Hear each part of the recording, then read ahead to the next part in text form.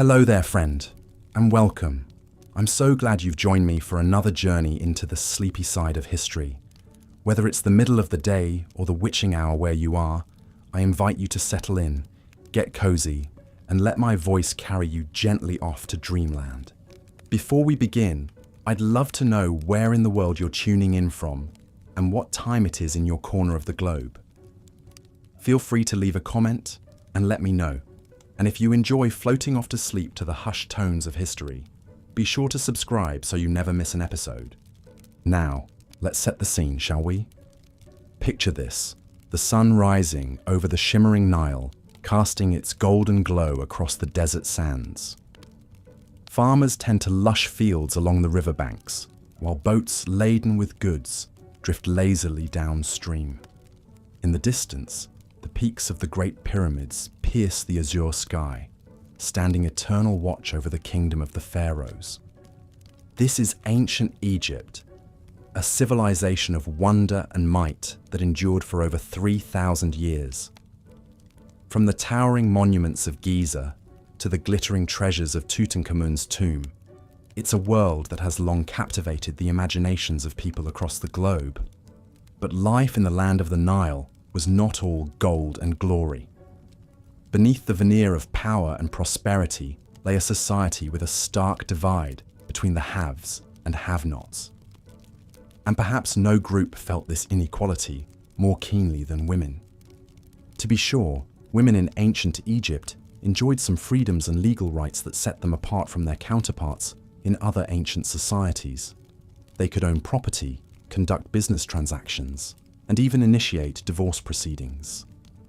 Some royal and upper-class women, like Nefertiti and Cleopatra, even wielded significant political influence.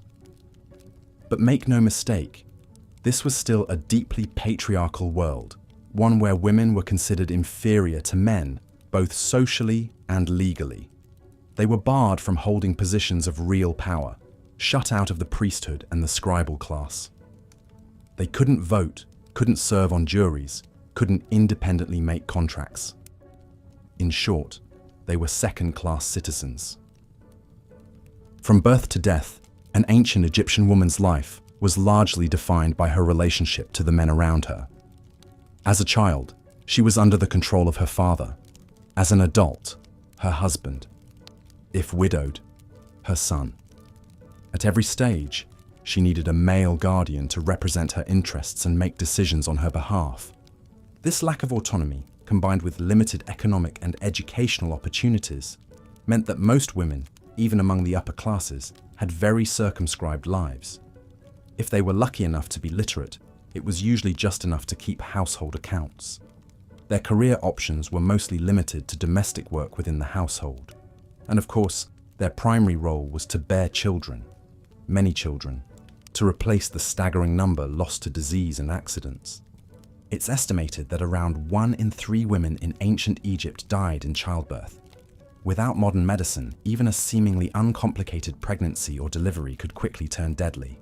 Those who did survive might be fortunate to live into their 30s or 40s, old age by the standards of the time. But even a long life was no picnic. An elderly widow with no sons to support her might find herself cast out on the street, forced to beg for food and shelter. The lucky ones might be taken in by other family or welcomed into the temple as a servant. But many surely met lonely, impoverished ends. For a glimpse of the realities of womanhood in ancient Egypt, we need look no further than the life of Queen Nefertiti. You might know her as the preternaturally beautiful face immortalized in limestone, gazing out across eternity with her enigmatic smile. And indeed, Nefertiti was renowned for her great beauty. But as a woman, even a queen, her power was always contingent on the whims of the men around her.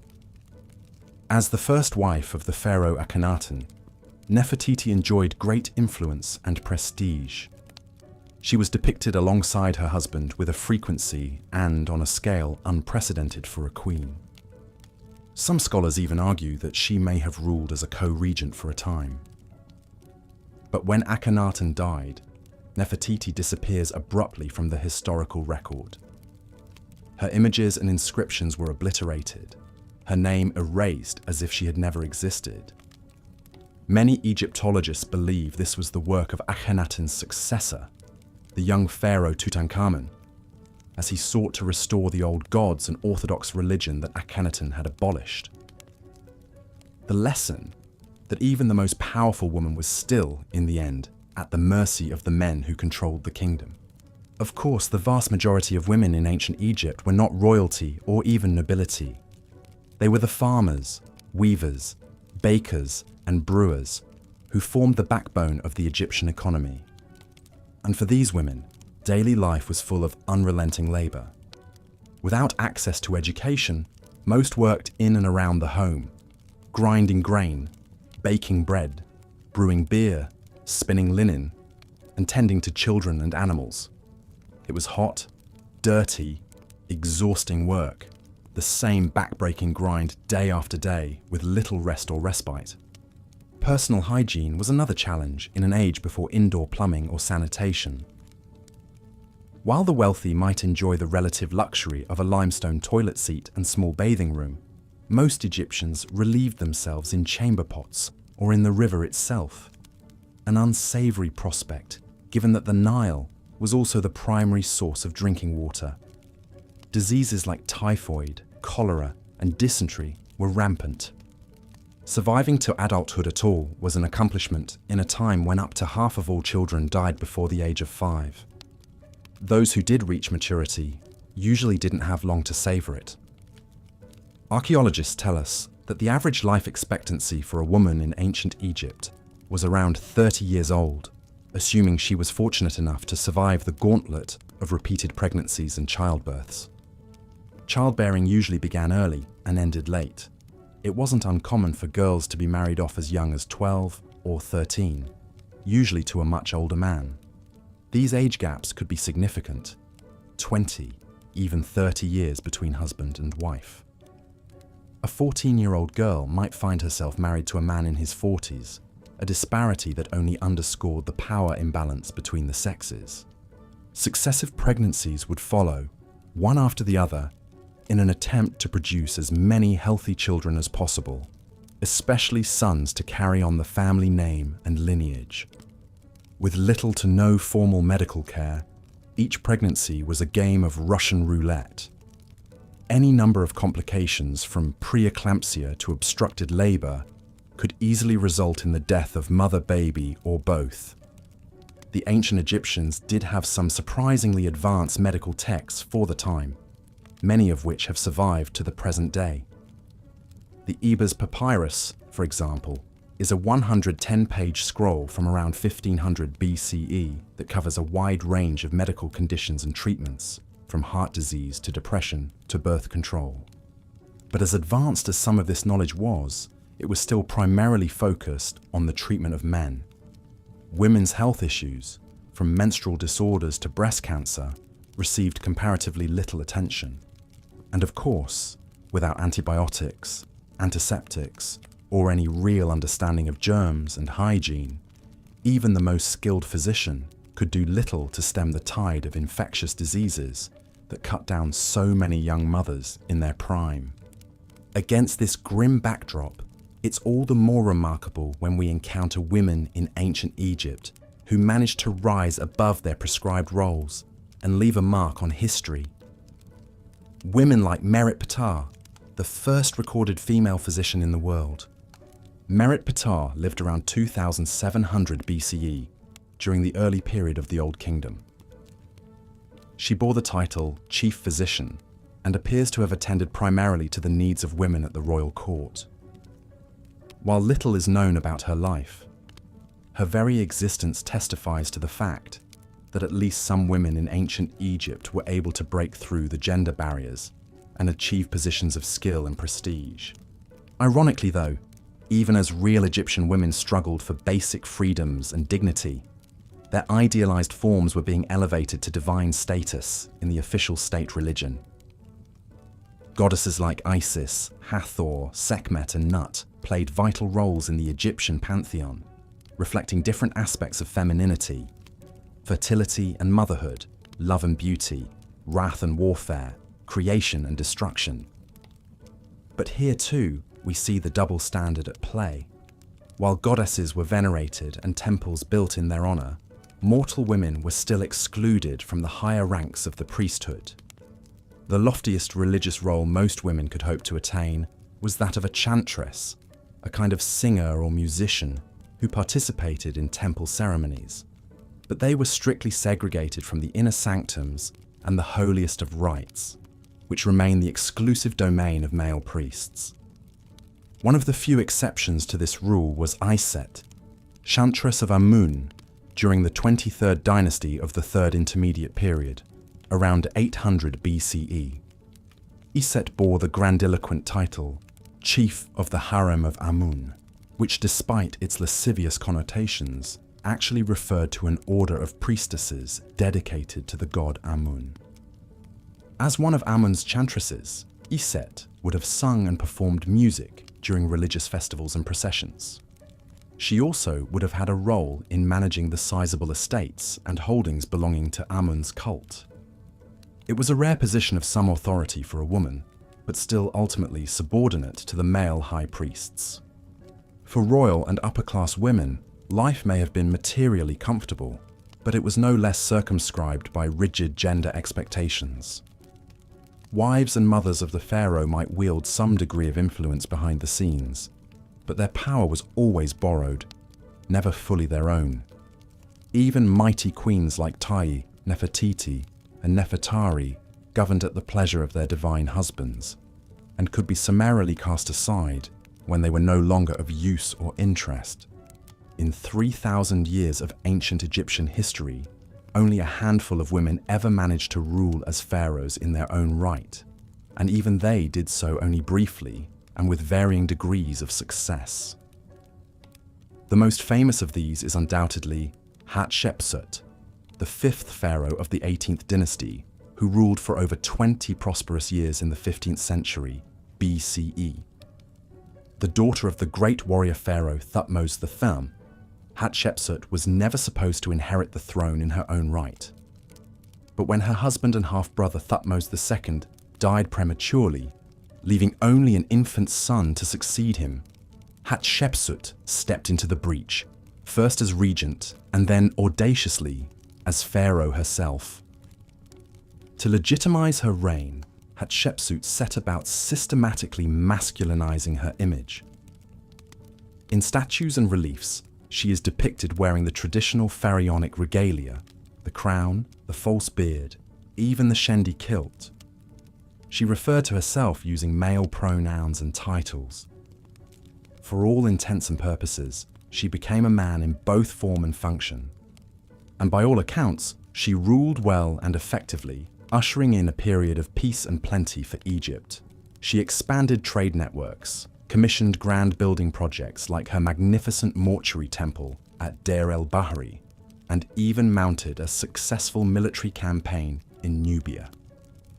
But for all her achievements, Hatshepsut's legacy was ultimately not secure. After her death, her names and images were systematically chiseled out of monuments, her statues smashed, her accomplishments attributed to the male pharaohs who came before and after. It was as if the powers that be were trying to erase the memory of a woman who dared to rule as a man. Such was the fate of even the most exceptional women in ancient Egypt.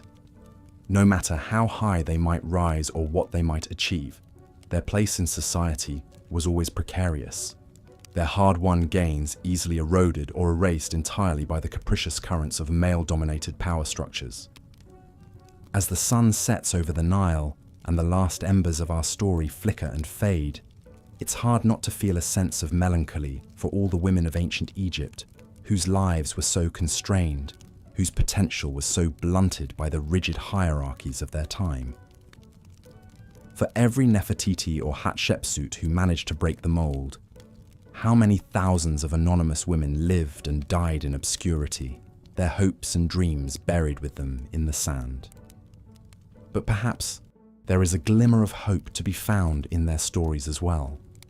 A reminder that even in the most oppressive of circumstances, the human spirit still yearns to be free, to stretch beyond the confines of the roles and expectations placed upon it. That women, then as now, have always found ways to resist, to persevere, to leave their mark, however subtle or fleeting. So let us remember the women of ancient Egypt, both the great and the small. Let us honor their struggles and their triumphs, their joys and their sorrows. And let us continue to work towards a world where every woman, no matter her station or circumstance, has the freedom and the power to shape her own destiny. And with that, my friend, we come to the end of our journey for tonight. I hope you've enjoyed this bit of armchair Egyptology and that you've managed to drift a bit closer to the land of Nod in the process. Until next time, I wish you the sweetest of dreams, filled perhaps with visions of golden barks and shining pyramids. Good night.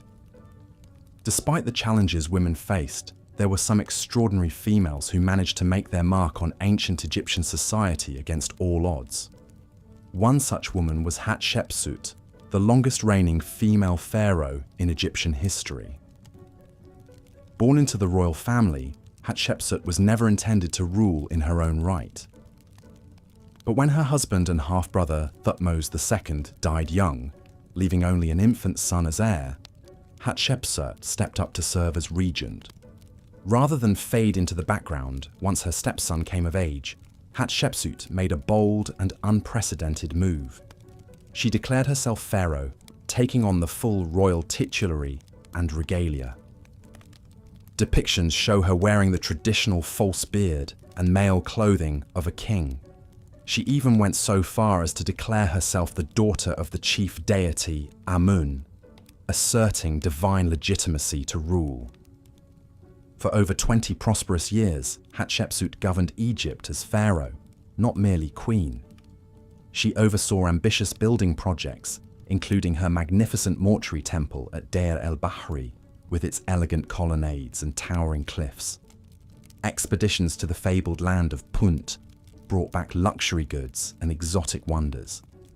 Unlike many male rulers who focused on military campaigns, Hatshepsut's reign was characterized by peace, stability, and economic success.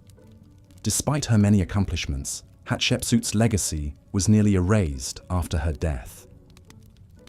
Her stepson and successor Thutmose III, perhaps resenting her power, had her name and image chiseled off monuments. For centuries, she was forgotten, reduced to a mere footnote in the grand arc of Egyptian history.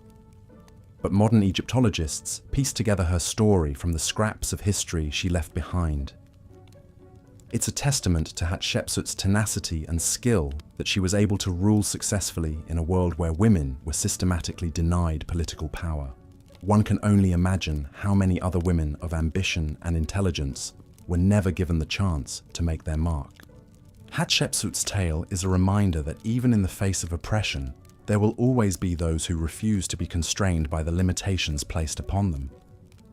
Her reign was like a shimmering oasis in the desert, a brief respite from the unrelenting harshness of a world built for men. But for the vast majority of Egyptian women, life remained an endless cycle of domestic labor, childbearing, and subservience. From birth to death, they were at the mercy of the men in their lives. Fathers, husbands, brothers, sons. Their world was circumscribed by the walls of home and hut, their horizons limited to the daily grind of cooking, cleaning, and caregiving. Imagine for a moment the life of an ordinary Egyptian woman. Let's call her Nebet. She wakes before dawn to prepare breakfast for her husband and children. The house is soon filled with the scent of baking bread as she grinds the grain, kneads the dough, and stokes the fire.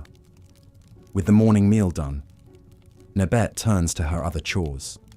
There's always mending to be done, torn clothing to patch, frayed baskets to repair. She draws water from the well, her strong arms straining as she hoists the heavy jug onto her shoulder. In the corner, a baby fusses, and she pauses her work to offer a breast.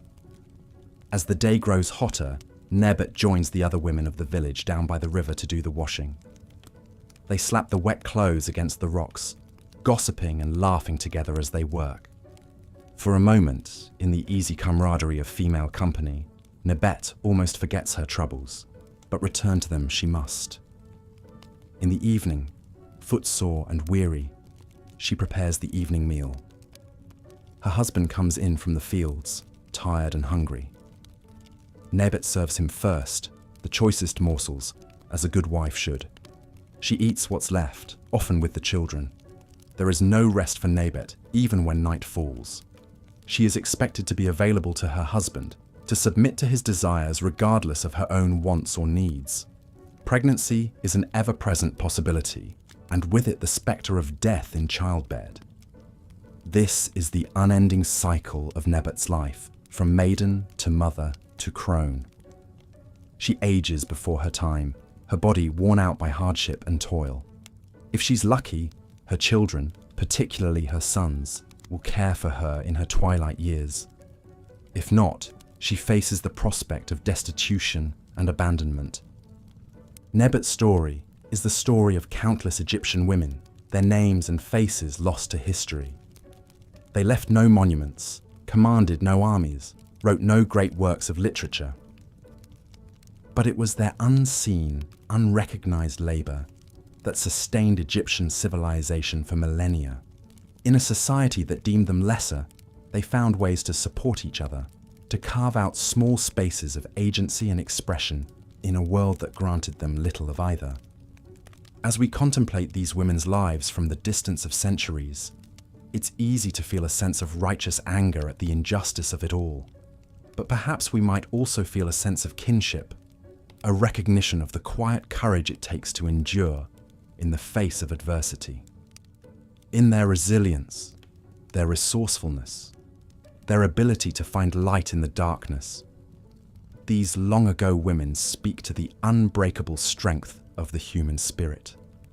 For all the grandeur of its temples and tombs, the true wonder of ancient Egypt lies in the lives of its ordinary people, the farmers and craftsmen, the servants and laborers, and yes, the women who toiled in obscurity to create a civilization that endures in memory to this day.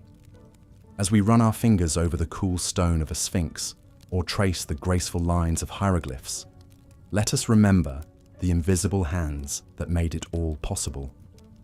In honoring the women of ancient Egypt, we honor the women of every time and place who have carried on in the face of hardship, who have found ways to thrive in a world that too often sought to diminish them.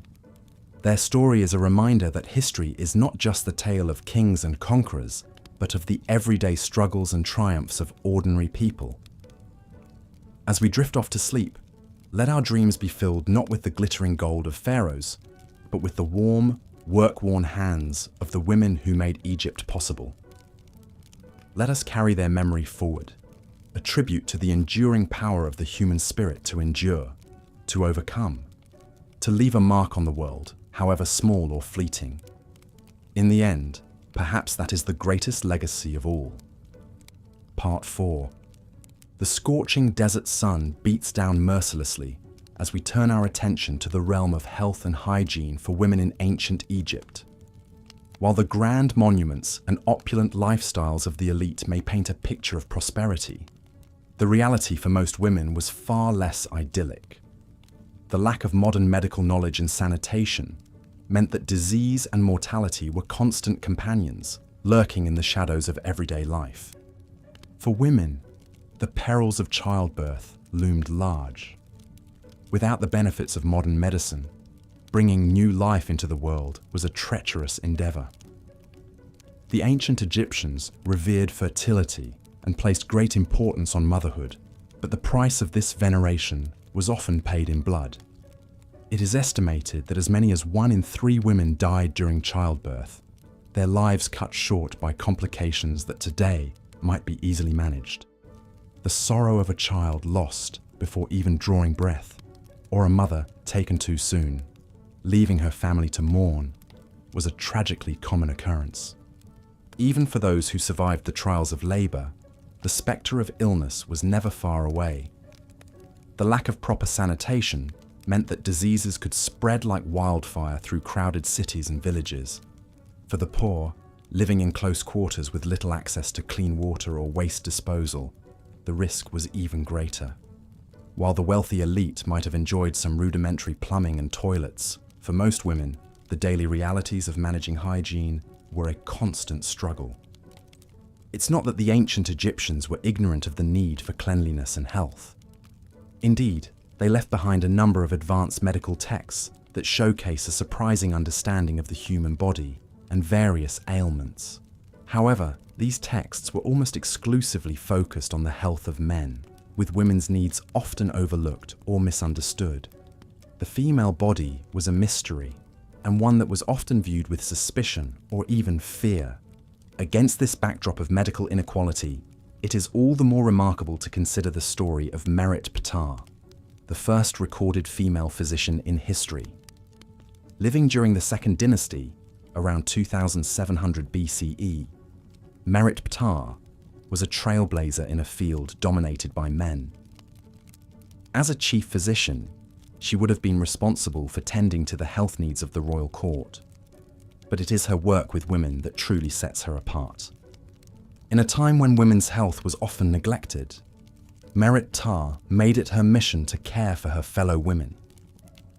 She would have treated a wide range of ailments, from the everyday aches and pains to the life-threatening complications of childbirth. Her knowledge and skill must have been extraordinary as she navigated the complex world of ancient Egyptian medicine with a focus on the unique needs of women.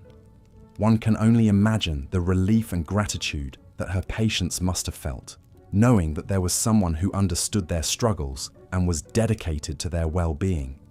Merit Ptah's legacy echoes down through the ages, a reminder that even in the most challenging of circumstances, there have always been those who fought for the health and dignity of women. As we leave Merit Ptah to her vital work, we turn our gaze to the world of fashion and beauty in ancient Egypt. For women, the pressure to conform to certain standards of appearance was intense. The ideal woman was youthful, slender, and exquisitely adorned, with makeup, jewelry, and elaborate wigs and hairpieces. The art and imagery of ancient Egypt frequently depicts women in these highly stylized forms, their physical attributes exaggerated and idealized. But the reality of achieving these beauty standards was far less glamorous. Wigs, often made from human hair, could be heavy and uncomfortable, especially in the sweltering heat of the desert sun. Women would shave their heads to accommodate these wigs, a practice that was both time-consuming and potentially dangerous, as razors were often made from bronze or flint. Makeup, too, was a double-edged sword. The dramatic kohl-rimmed eyes and painted lips that we associate with ancient Egyptian beauty were created using a variety of ingredients, some of which were toxic. Lead, copper, and even arsenic were used to create vibrant colors, and the long-term effects of these substances on the skin and body can only be imagined. The pressure to maintain a youthful appearance was particularly intense, as aging was seen as a sign of decline and decay. Women would go to great lengths to preserve their youth, using a variety of creams, oils, and other concoctions to stave off the effects of time. The idea that a woman's value was tied to her physical appearance was deeply ingrained in Egyptian society, and the consequences for failing to meet these standards could be severe. But perhaps no woman in ancient Egypt felt the weight of these expectations more keenly than Cleopatra VII, the last queen of the Ptolemaic dynasty. Born into a world of opulence and intrigue, Cleopatra was renowned for her beauty, wit, and intelligence. She used her physical charms as a tool of statecraft, famously seducing both Julius Caesar and Mark Antony in order to secure her position and protect her kingdom. But for all her power and influence, Cleopatra was still bound by the same beauty standards as other women of her time. She was known for her elaborate wigs, heavily kohled eyes, and exquisite jewelry, all of which were carefully crafted to create an image of allure and mystery. Her very name has become synonymous with a kind of timeless, exotic beauty. In the end, however, even Cleopatra could not escape the realities of life as a woman in ancient Egypt. Despite her many accomplishments, she is often remembered more for her appearance and her romantic entanglements than for her political acumen or leadership skills. Her story is a reminder of the ways in which women, even at the highest levels of society, were often reduced to their physical attributes and judged by their ability to conform to narrow standards of beauty. As we drift deeper into the world of ancient Egyptian women, we find ourselves in the realm of religion and spirituality. Here, too, we see glimpses of female power and influence, but always within the confines of a patriarchal system. Women were not excluded from religious life entirely, but their roles were often limited and circumscribed. The ancient Egyptian pantheon was populated by a vast array of deities, some of whom were female. Goddesses like Isis, Hathor, and Sekhmet were revered for their strength, fertility, and protectiveness, and their cults attracted devotees from all walks of life. Women would often call upon these goddesses for aid and comfort, particularly in matters related to childbirth and motherhood. But while these female deities were powerful in their own right, they were often seen as subordinate to their male counterparts. The chief gods of the Egyptian pantheon, Ra, Osiris, and Horus, were all male, and their stories and mythologies tended to center around their exploits and achievements. Female deities, by contrast, were often relegated to supporting roles. Their power derived from their relationships to male gods. This gender imbalance was reflected in the priesthood as well. While women could serve as priestesses in certain temples, their roles were often limited to secondary positions like chantress or singer. These women would participate in rituals and ceremonies, but they were not permitted to perform the most important rites or to hold positions of real authority within the temple hierarchy. There were some exceptions to this rule, however. One such example is the story of Iset, a chantress who served in the temple of Amun during the 20th dynasty. Iset was a woman of great talent and ambition, and she rose through the ranks of the temple hierarchy to become a divine adoratress, a position of significant influence and prestige. As a divine adoratress, Iset would have been responsible for performing important rituals and ceremonies in honor of the god Amun. She would have been a key figure in the religious life of the community, and her position would have afforded her a degree of wealth and status that was rare for women in ancient Egypt. But even as a divine adoratress, Iset was still subject to the limitations placed on women in Egyptian society. Her power was ultimately derived from her relationship to the god Amun, and her authority was always subject to the will of the male priests who outranked her. She may have been a trailblazer in her own right, but she was still operating within a system that placed women in a subordinate position. For most women in ancient Egypt, religious life was centered around the domestic sphere. They were expected to worship household deities related to fertility, childbirth, and family life, and their religious observances were often tied to their roles as wives and mothers. The idea of women as the keepers of domestic piety was deeply ingrained in Egyptian culture, and it reinforced the notion that a woman's primary purpose was to bear and raise children. As we leave the world of religion and spirituality, we find ourselves in the glittering realm of royalty and the ruling class.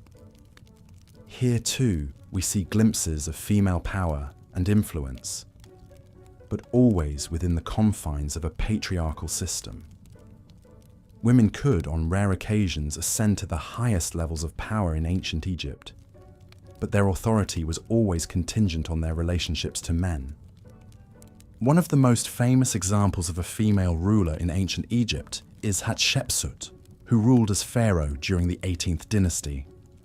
Hatshepsut was a remarkable figure in many ways, a skilled politician, a shrewd diplomat, and a successful military leader. But what makes her story truly extraordinary is the fact that she was able to rule at all, given the deeply entrenched gender norms of Egyptian society. Hatshepsut came to power as a regent for her young stepson, Thutmose III, after the death of her husband, Thutmose II. But rather than simply serving as a placeholder until Thutmose III came of age, Hatshepsut took on the full powers and trappings of kingship, even going so far as to depict herself in male clothing and with a false beard in official artwork. For more than 2 decades, Hatshepsut ruled Egypt as pharaoh, overseeing a period of great prosperity and artistic achievement.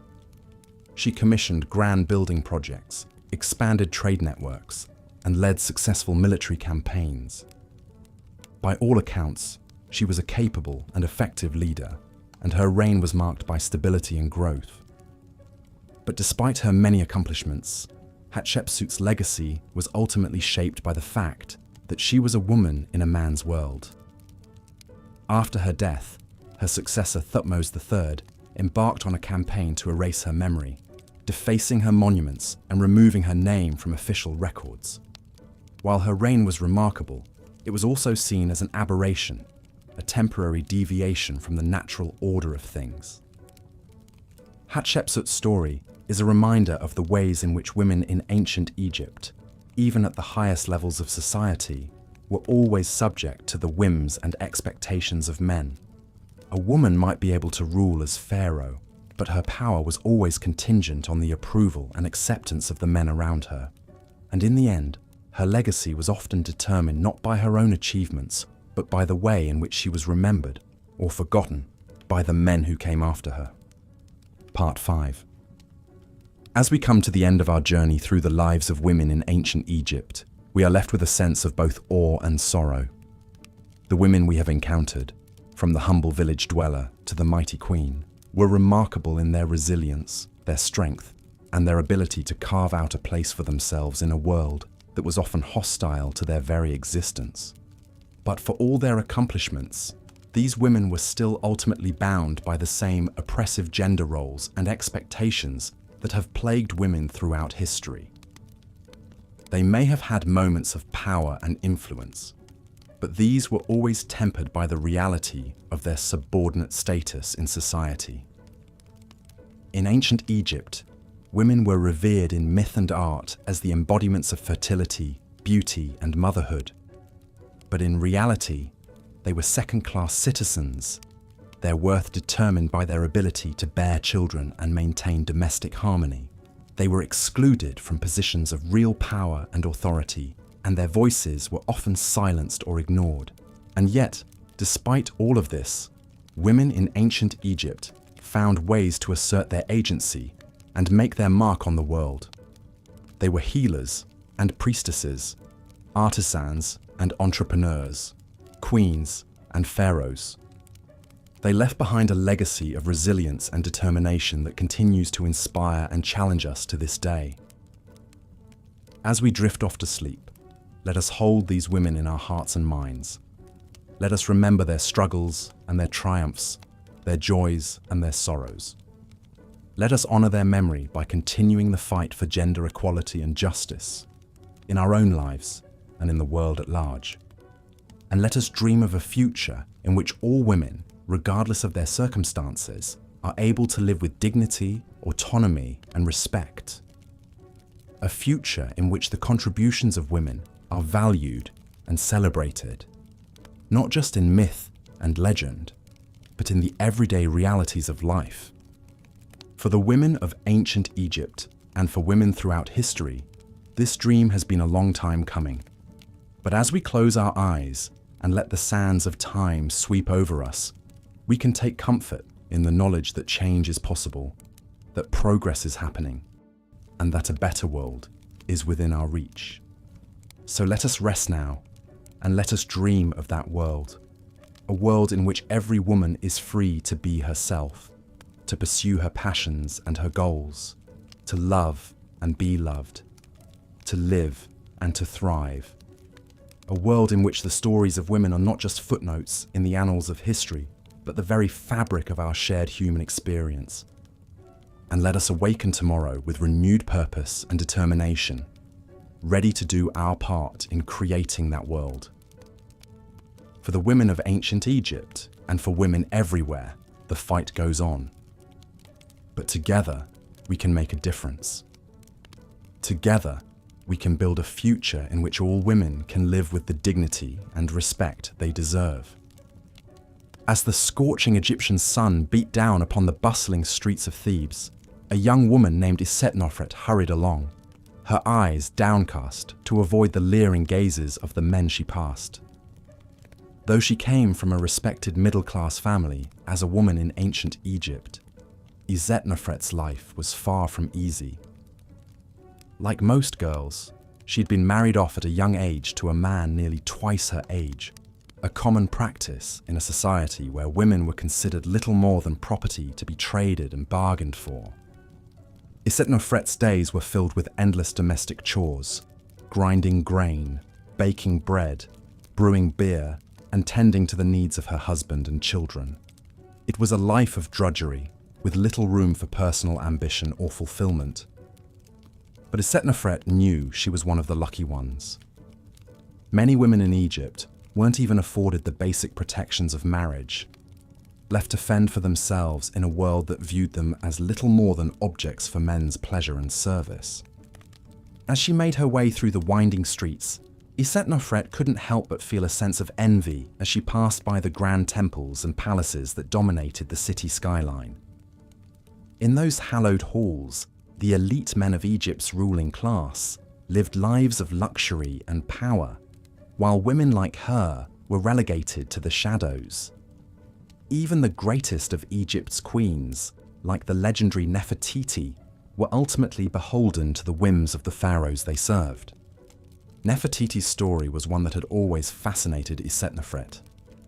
As the chief wife of Pharaoh Akhenaten, Nefertiti had risen to become one of the most powerful women in Egypt's history.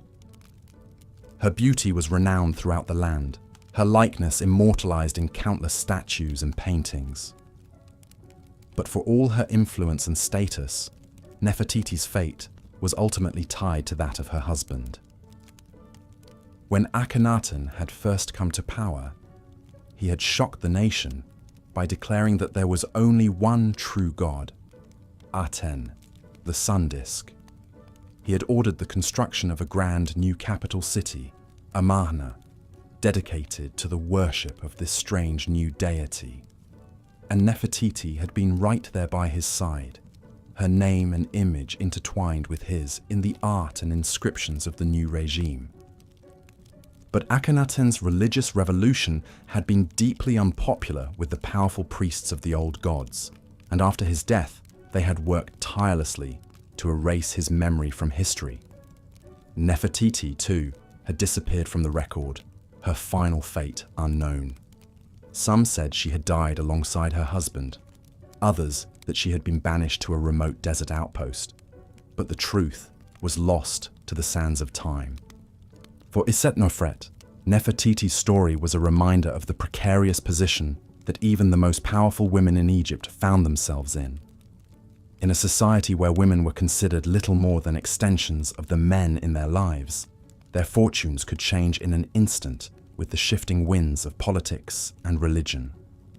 And yet, as she made her way through the bustling marketplace, Isetnofret couldn't help but feel a sense of pride and resilience in the women around her. They may have been denied the same rights and freedoms as men, but they found ways to carve out their own spaces of agency and autonomy. In the tight-knit networks of female friends and family, in the quiet subversions of domestic life, in the whispered stories and songs passed down from mother to daughter. The women of Egypt found ways to resist and survive in a world that sought to deny them their humanity. As Isetnofret made her way back to her small mud brick house on the outskirts of the city, she reflected on the life that lay ahead of her. It would be a life of hard work and sacrifice, of bearing children and tending to the needs of her family. But it would also be a life lived on her own terms, in the company of the women who understood the struggles and joys of being a woman in ancient Egypt. In the years to come, Isetnofret would face many trials and hardships. She would lose children to disease and malnutrition. her body ravaged by the toll of multiple pregnancies.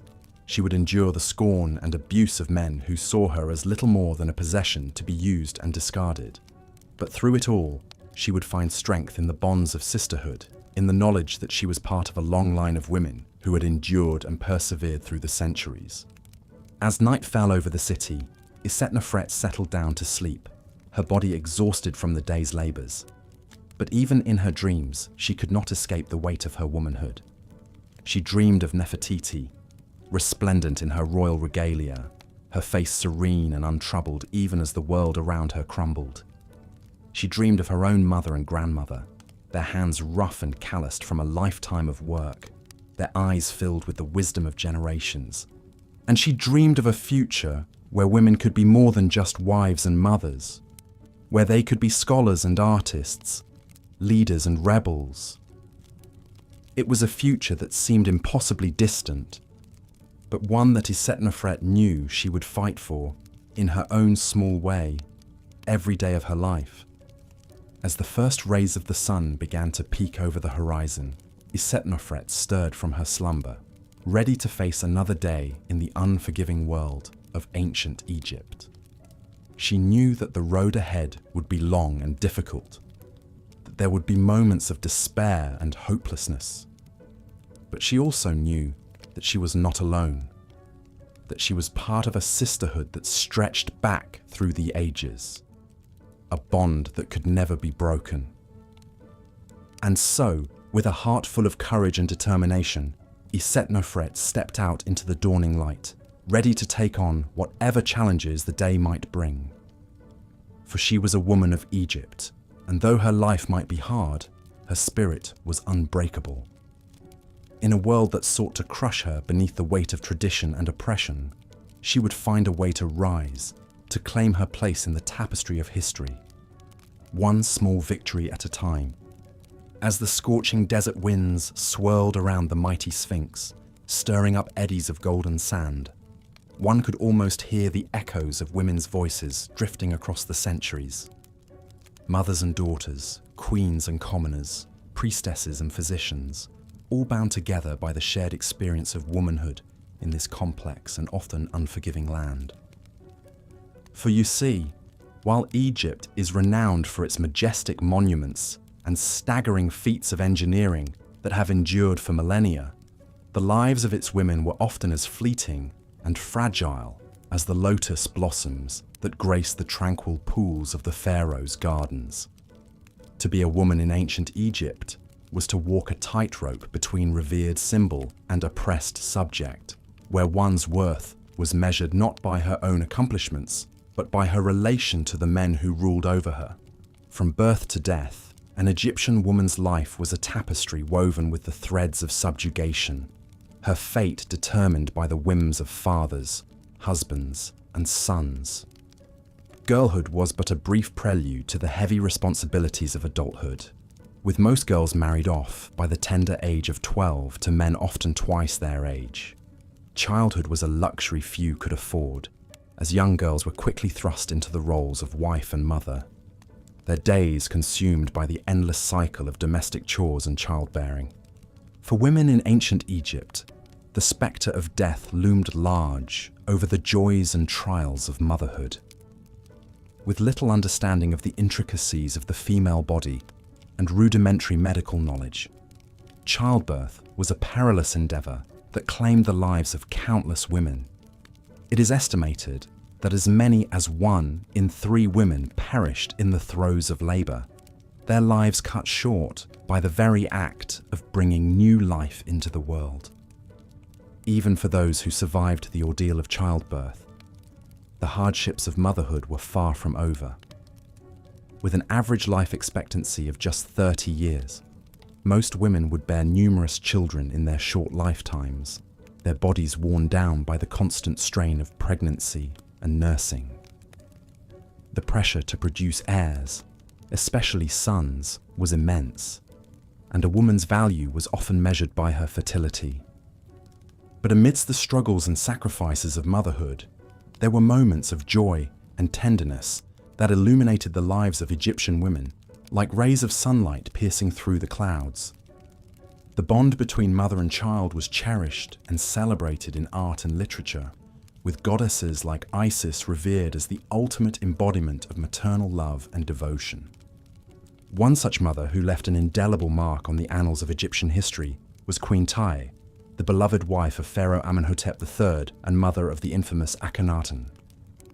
Born a commoner, Tai rose to become one of the most influential women of her time, wielding considerable power and influence in the royal court.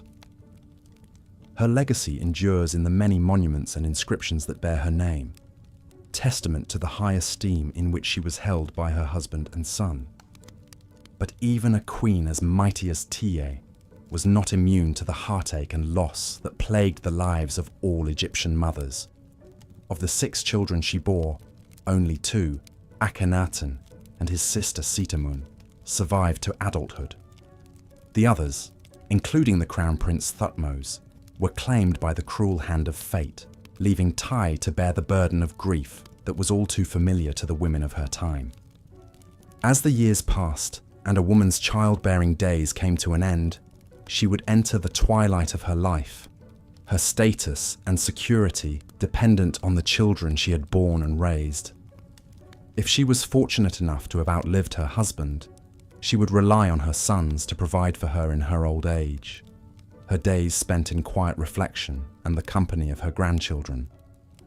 But for the many widows who had no sons to support them, old age could be a time of great hardship and vulnerability.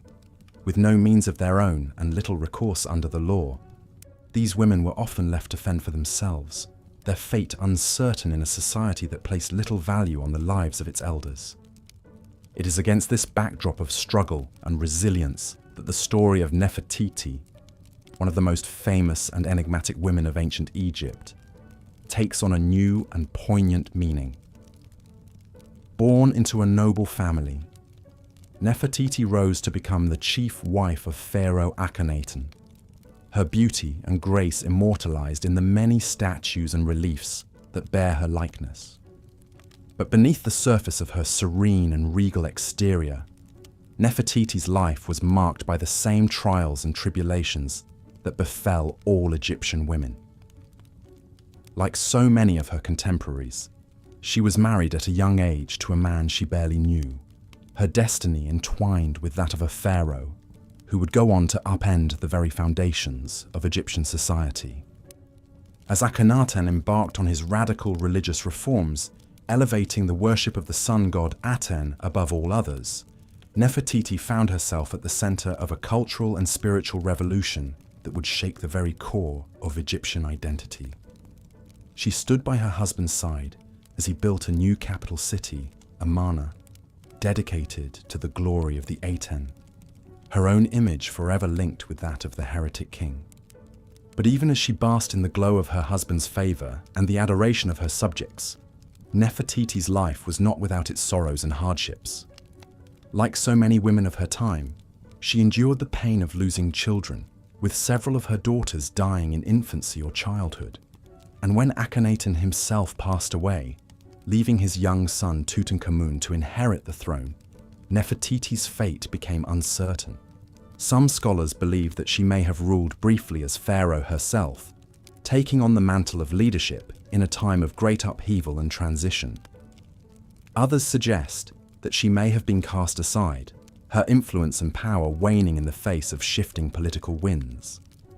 Whatever the truth may be, Nefertiti's story serves as a poignant reminder of the precarious position that even the most powerful and influential women occupied in ancient Egyptian society.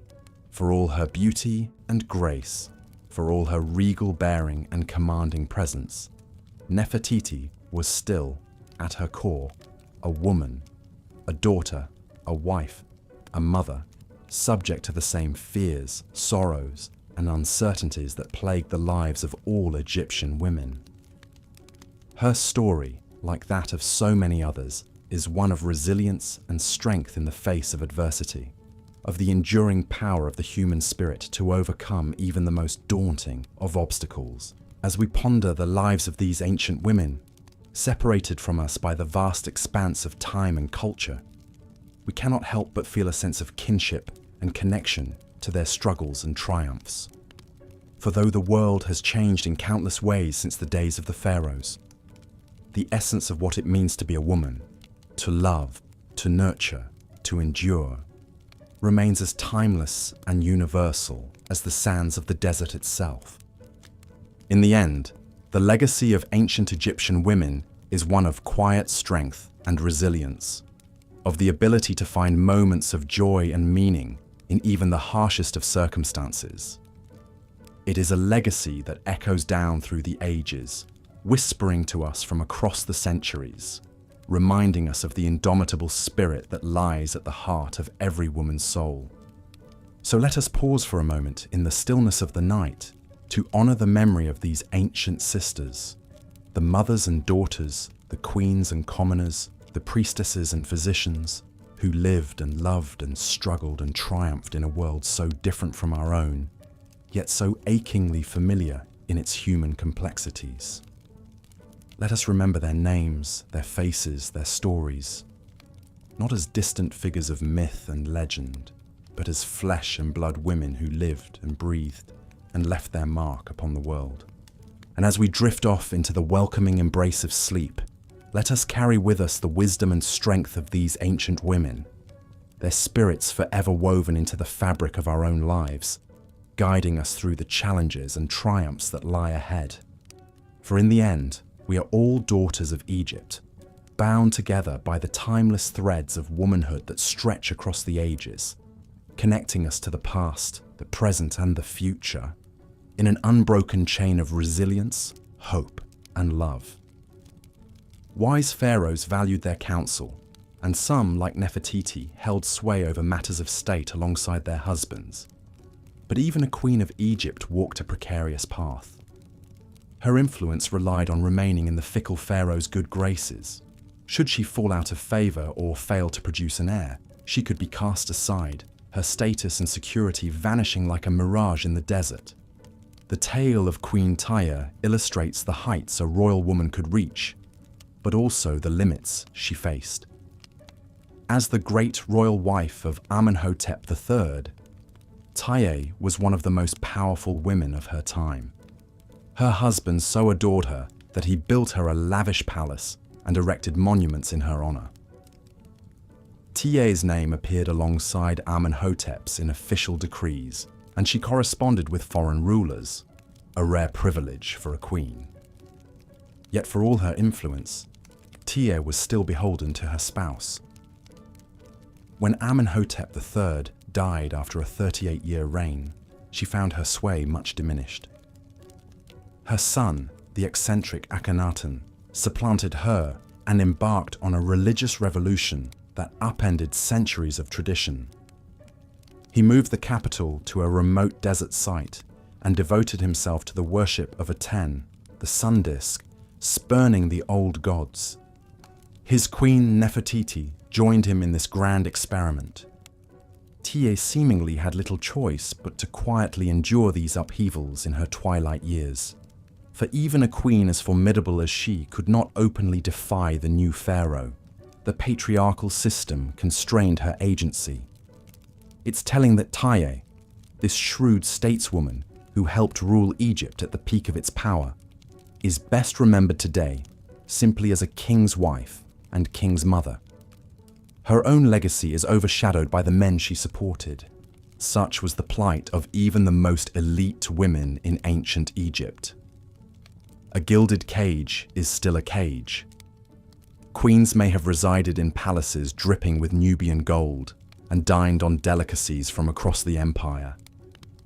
But they knew their status could be stripped at any time based on the whims of men. They poured their energies into advancing the prospects of their sons, knowing their own security in old age depended on having a male heir reach the throne. Only a handful of women managed to rule Egypt in their own right as female kings. The most famous, Hatshepsut, seized power after the death of her husband Thutmose II in the 15th century BCE. Although intended only as regent for her young stepson, Hatshepsut declared herself pharaoh and reigned for over 2 decades during the prosperous 18th dynasty. As pharaoh, Hatshepsut adopted all the trappings of male kingship. She wore the crown and ceremonial beard and referred to herself with male pronouns. She launched ambitious building projects and lucrative trade expeditions. By all accounts, she ruled effectively, bringing wealth and stability to Egypt. Yet her story also reveals the precariousness of female power.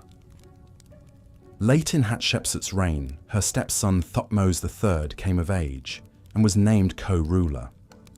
Evidence suggests a power struggle between them. After her death, Thutmose III systematically chiseled Hatshepsut's name off monuments and relegated her to obscurity, possibly to legitimize his own rule. While he grudgingly left her funerary temple standing, he literally tried to erase her legacy as pharaoh.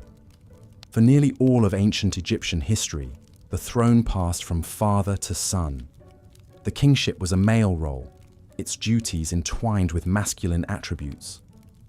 Hatshepsut ruled successfully by styling herself in the image of a male king.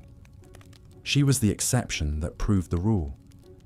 Women were not considered fit to govern on their own. The warrior queens of ancient Egypt faced similar challenges. Ahotep I, wife of the pharaoh Sekenenre Tao II, took decisive action to defend her country against the invading Hyksos in the 16th century BCE. After her husband was slain in battle, Ahotep may have served as regent and rallied the nation at a time of crisis. She was honored with the title King's Mother for ensuring the kingship passed to her sons. A stela praises Ahotep as one who cares for Egypt. She looked after her soldiers. She guarded her. She brought back her fugitives and collected together her deserters. She pacified Upper Egypt and expelled her rebels.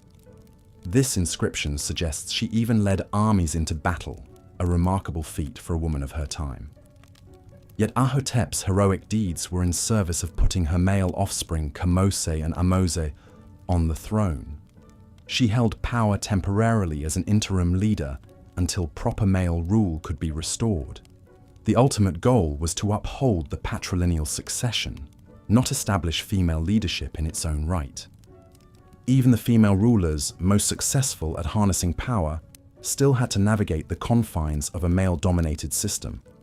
Nefertiti, the iconic queen who ruled alongside her husband Akhenaten in the mid-14th century BCE, is celebrated for her beauty and influence.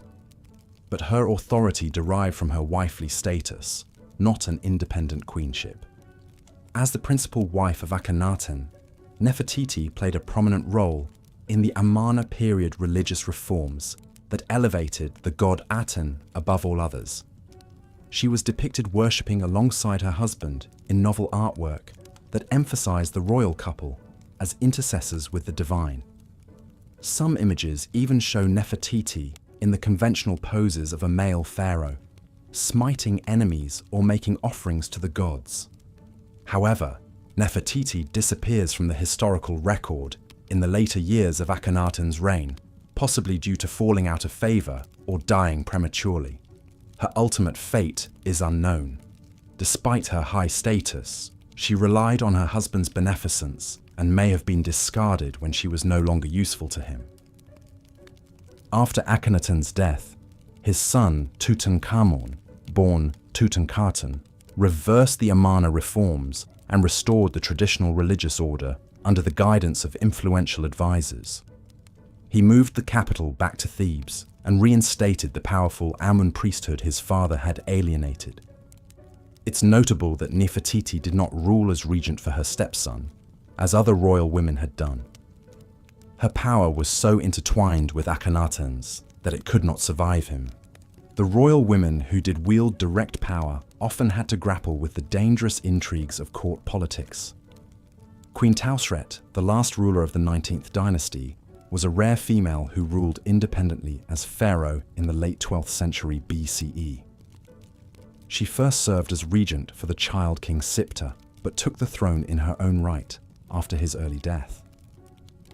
As a woman ruling alone, Tausret faced threats to her legitimacy from rival factions and would-be successors. she had to constantly shore up her authority and justify her rule.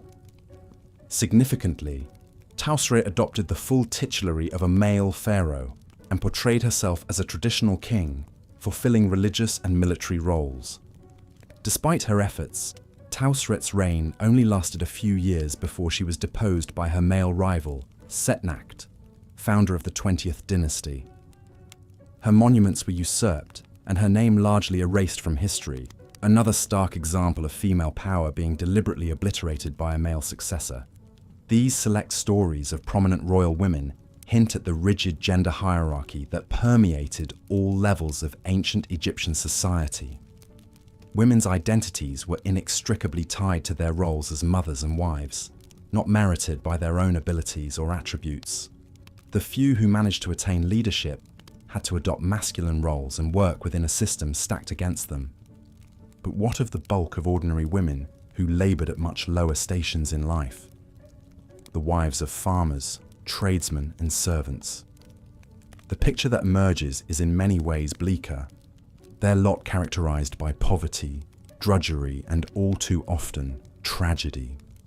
Although the details of their daily lives have largely been lost to history, we can deduce much from ancient laws, medical texts, and archaeological finds.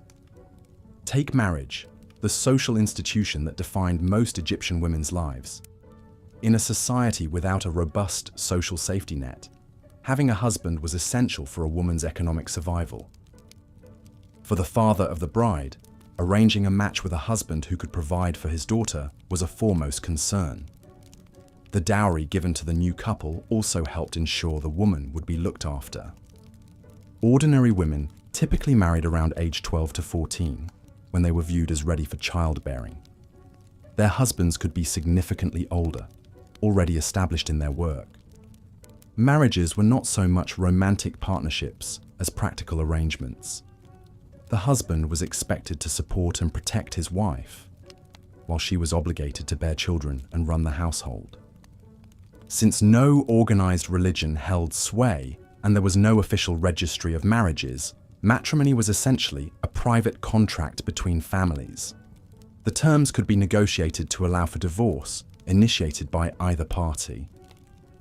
But in practice, the system favored men, who held more financial and social clout.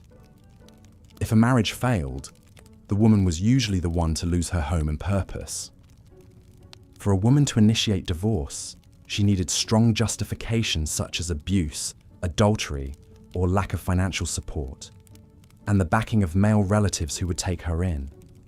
A man could divorce his wife far more easily, sometimes on a mere whim. The most a woman could generally hope for was the return of her dowry so she could remarry or live independently. This imbalance put immense pressure on women to be attractive, deferential spouses who upheld domestic harmony at all costs. The stakes were high in a world where a failed marriage could consign a woman to destitution. Many must have endured unhappy unions simply to preserve their precarious position. With marriage came the expectation of many pregnancies to ensure the survival of at least some offspring into adulthood. Childbirth was extremely perilous in an era before modern medicine.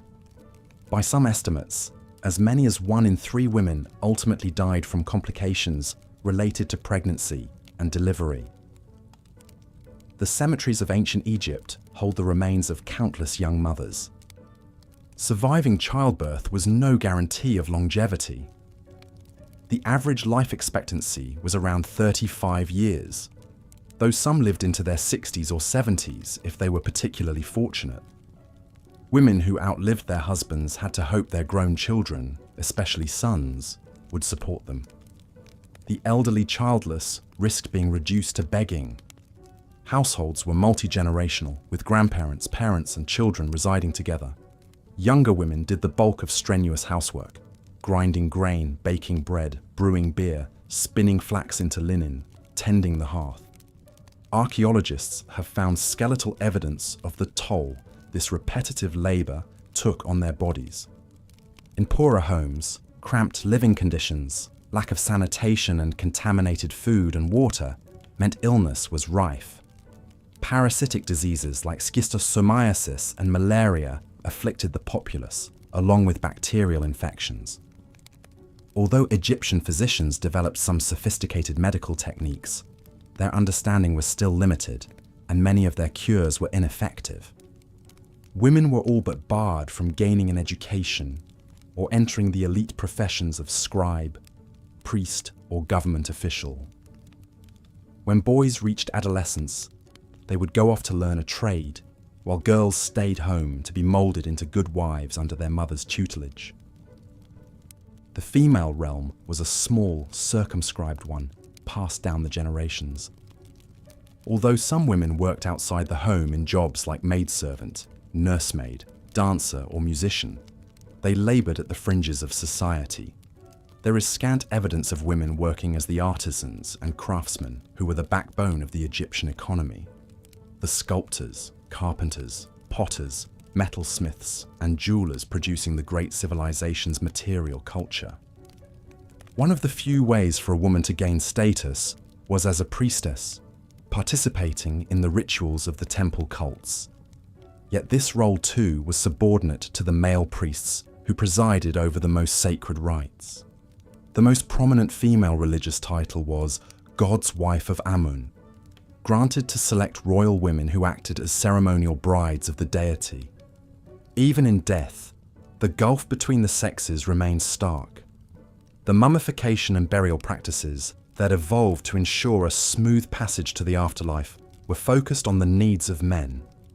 The lavish provisions and spells inscribed on tomb walls emphasized the male occupant's identity and accomplishments. Wives were often depicted as passive companions.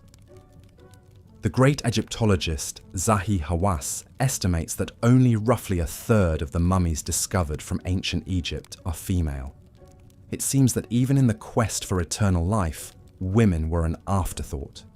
Those who were mummified were often interred in the tombs of their husbands, their own identities subsumed. From cradle to grave, ancient Egyptian women faced a harsh reality. Their lives were defined by their relationships to men, fathers, husbands, brothers, sons. They were prized as mothers and homemakers, but shut out from public life. The few who achieved power did so by emulating masculine roles that were otherwise off limits. Yet it would be a disservice to define ancient Egyptian women solely by their oppression.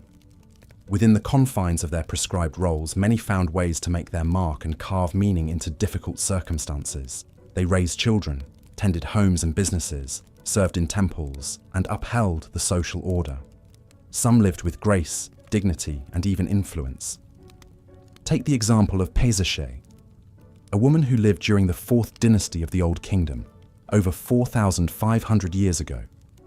She bore the impressive title Overseer of Healers, indicating she was a physician in an era when medicine was a respected art.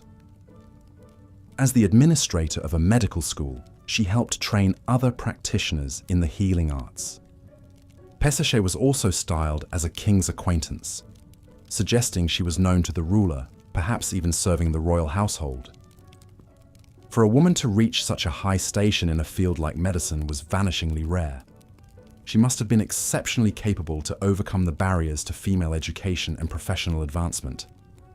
Then there is Naunacht, a female worker from the artisan village of Deir el-Medina, who lived during the 20th dynasty of the New Kingdom, over 3,000 years ago. Her last will and testament has survived on papyrus, giving us a remarkable window into her life and personality. As a widow, Naunacht took charge of distributing her own property. In her will, Naunacht leaves the bulk of her estate to 3 of her 8 children who supported her in old age, showing a practical streak. She also frees several of her servants, demonstrating a degree of wealth and authority. That a woman of relatively modest means could own property and have agency to bequeath it as she chose reveals women had some limited financial autonomy. The will hints at family drama, with Naunacht chiding some of her children who have not paid attention to me during my lifetime. Far from a passive figure, she comes across as a formidable matriarch, well aware of her own mind and interests. one gets the sense Naunacht would not let herself be pushed around. These fleeting glimpses of individual women who asserted themselves within an oppressive system are a reminder not to view the women of ancient Egypt as a monolithic group. They had hopes and dreams, quirks and foibles. They loved their children fiercely and likely took pride in their accomplishments, however unsung. We can recognize the injustice of the world into which they were born while still appreciating their humanity. Their lives were a mosaic of small triumphs and private tragedies, of difficult circumstances faced with fortitude. In their struggles, setbacks and sacrifices, there is a poignant universality that echoes across the ages. So when we picture the woman in ancient Egypt, we should see her in her complexity. Laboring in the fields, her skin bronzed by the sun. Presenting offerings to household gods, her heart full of unspoken prayers. Bartering in the market, keenly aware of her family's needs. Holding her child close, knowing each day is precious. Lifting her eyes to the distant horizon, wondering what lies beyond. Hers was a life constrained, but not without meaning. A life unrecorded in the grand monuments, but woven into the very fabric of her civilization. A life like countless others, then and now, in which the personal and the political are inextricably intertwined. To trace the history of ancient Egyptian women is to map the contours of human resilience in the face of adversity. It is to be reminded that progress is not inevitable, but hard-won. That gender equality is not a modern invention, but an eternal aspiration. That women's voices, long silenced, have always yearned to be heard. In studying their lives, we honor their memory and bring their stories into the light. We acknowledge that women are not footnotes in history, but essential threads in the tapestry of our shared experience. For only by reckoning with the past in all its complexity can we hope to weave a more just and equitable future. The women of ancient Egypt call to us across the millennia, their whispers echoing through the halls of time. Let us listen to their tales of toil and triumph, of love and loss. Let us remember them not as passive victims, but as active agents navigating an imperfect world. Let us carry their legacy forward, so that no woman's story is ever lost to the shifting sands. In their honor, let us work towards a world where every woman can live with dignity, autonomy, and opportunity. A world where daughters are valued as much as sons, where wives are true partners rather than property. A world that would be unrecognizable to our ancient sisters, but one they surely dreamed of as they gaz. Let's journey back now to the banks of the Nile, where the cycles of flooding brought both abundance and destruction. Each year, the great river would swell and burst its banks, blanketing the surrounding fields in a thick layer of rich, black silt. For a few precious months, the land would spring to life. Lush greenery sprouting from the earth, heavy grains ripening under the scorching sun. The very heartbeat of Egypt depended on this delicate dance with the Nile. And no one understood that precarious balance better than the kingdom's farmers, many of whom were women. While it's true that agriculture was seen as men's work, the reality is that women toiled alongside their husbands, brothers, and sons in the fields. During planting and harvest seasons especially, it was all hands on deck.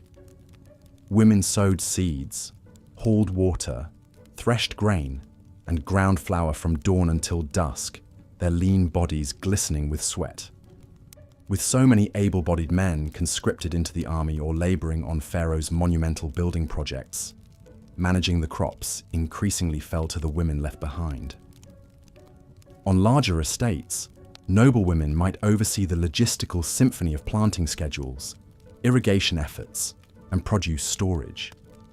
But the backbreaking labor was always left to peasant women. A woman's value was measured in how many baskets she could fill, how many hours she could work under the unrelenting Egyptian sun. One of these women was Senetmut, a farmer's wife from the village of Deir el-Medina. Day after day, Senetmut would rise before the sun, wrapping her sleeping children in cool linen before venturing out into the fields. With a hoe balanced on her shoulder and a baby strapped to her back, she'd spend hours bent double, coaxing stubborn seedlings from the earth. As the crops grew high around her and the harvest approached, Senetmut's anticipation mingled with dread. A good yield meant food on the table, goods to barter, and offerings to placate Renenutet, the cobra-headed goddess of the harvest. But bringing in the grain was a race against time, a Herculean task that consumed every moment from first light to last.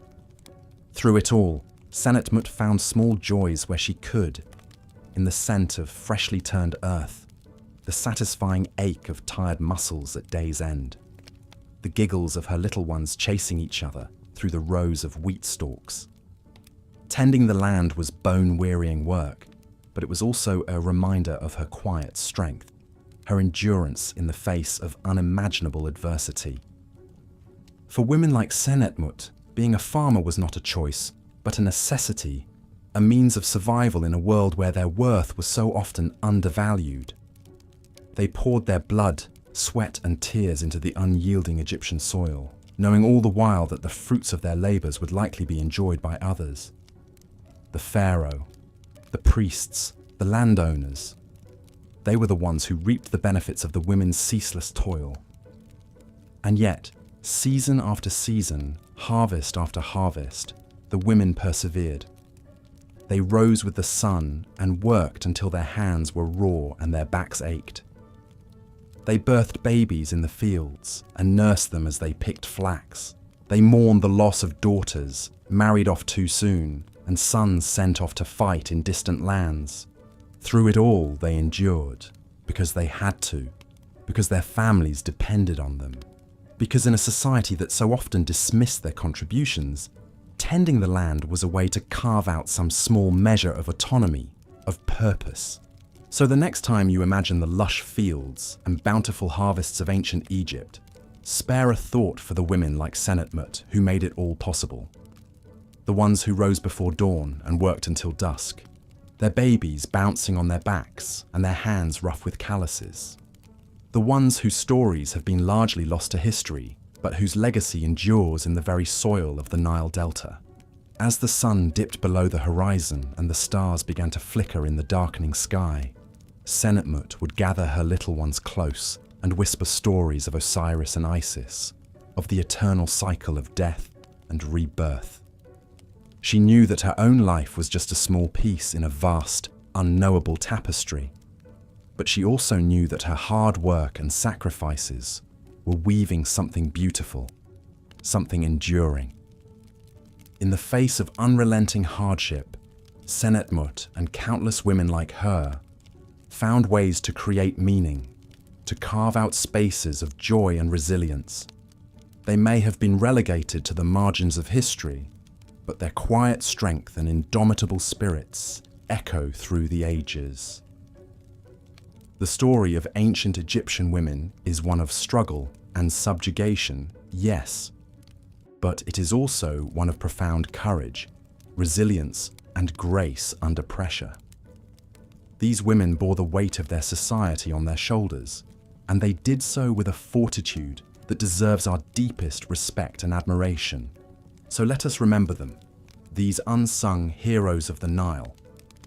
Let us honor their sacrifices and celebrate their triumphs, however small. And let us strive to create a world where no woman must toil in obscurity, where every contribution is valued and every voice is heard. As we drift off to sleep tonight, let us dream of a different kind of Egypt, one where women like Senetmut are not just the backbone of society, but its beating heart. One where they are free to pursue their own paths, to shape their own destinies. And one where their stories are not lost to the sands of time, but are woven into the very fabric of history, a testament to the enduring power of the human spirit in the face of even the most daunting odds. The wigs favored by wealthy Egyptian women were hot and heavy, made from human hair woven together with plant fibers and wool. For the elite, these wigs were adorned with gold ornaments, jeweled pins, and intricate braiding. While stunning to behold, they were cumbersome to wear, trapping heat against the scalp and straining the neck with their weight. Imagine the wife of a high-ranking scribe preparing for a banquet at the palace of the pharaoh. Her servants spend hours dressing her wig, weaving in strands of gold and fastening beads of lapis lazuli. The final creation towers above her head, a symbol of her status and beauty. But as the evening wears on, the heavy wig begins to take its toll. Sweat beads on her brow and trickles down her neck, dampening the fine linen of her gown. By the end of the night, her head throbs and her neck aches from the burden of her own beauty. For royal women, the expectations were even higher. They were meant to embody the ideal of feminine perfection, their images carved into stone and painted on the walls of temples. Perhaps no queen played this role as skillfully as Cleopatra VII, the last ruler of the Ptolemaic dynasty. Born in 69 BC, Cleopatra was not Egyptian by birth, but a descendant of the Greek Macedonian Ptolemy line. She embraced Egyptian culture, learning the language and adopting the customs. But her true power lay in her mastery of self-presentation. Cleopatra crafted an image of herself as a living goddess, a sensual embodiment of Isis and Aphrodite. She adorned herself in golden robes and jewels, painting her face in the dramatic coal and green malachite of the Egyptian style. When she first met Julius Caesar, Cleopatra was said to have been smuggled into his chambers rolled up in a carpet. She emerged like a gift from the gods, dazzling the Roman general with her beauty and wit. Cleopatra bore Caesar a son, Caesarion, solidifying her alliance with Rome. After Caesar's assassination, she charmed his successor, Mark Antony, hosting him for lavish banquets and decadent nights upon her perfumed barge. But beneath the intoxicating surface, Cleopatra's power was precarious. She ruled at the whims of fickle Roman politics, always one misstep away from ruin. In the end, as Octavian's forces closed in, she chose to take her own life, rather than be paraded through Rome as a captive. The asp, that potent Egyptian symbol, was said to have delivered her fatal bite. Cleopatra's story embodies the paradox of the Egyptian woman, at once powerful and powerless, deified and subjugated. For even a queen who seemed to have it all was, in the end, still a pawn in the games of men. While women like Cleopatra dazzled on the world stage, the spiritual lives of most Egyptian women were focused on the domestic sphere. The ancient Egyptians worshipped a vast pantheon of gods and goddesses, each with their own sphere of influence. For women, the most important deities were those associated with fertility, childbirth, and the home. Taweret, the hippo-headed goddess of childbirth, was invoked by women to protect them through the dangers of labor and delivery. Statuettes of Taweret were placed in homes, her fearsome visage meant to scare away the demons that threatened mother and child. Bes, the dwarf god with the lion's mane, also guarded the household, his bawdy humor and raucous dancing warding off evil spirits. Hathor, the cow-headed goddess of love, beauty, and motherhood, was among the most widely worshipped by Egyptian women. She was the patron of music, dance, and drunkenness, her festivals occasions for wild revelry. Women would shake sistra, rattles made of bronze and faience, to summon Hathor's intoxicating spirit.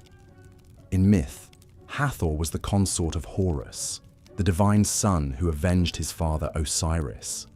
Together, they embodied the cycle of death and rebirth that was central to Egyptian spirituality. But while goddesses like Hathor and Isis loomed large in myth and temple, in the real world of ancient Egypt, women were largely excluded from positions of religious authority. The priesthood was overwhelmingly male, with women serving only in secondary roles as musicians, dancers, and attendants. There were a few exceptions, such as the gods' wives of Amun, a lineage of royal women who held a semi-autonomous position at the Temple of Karnak.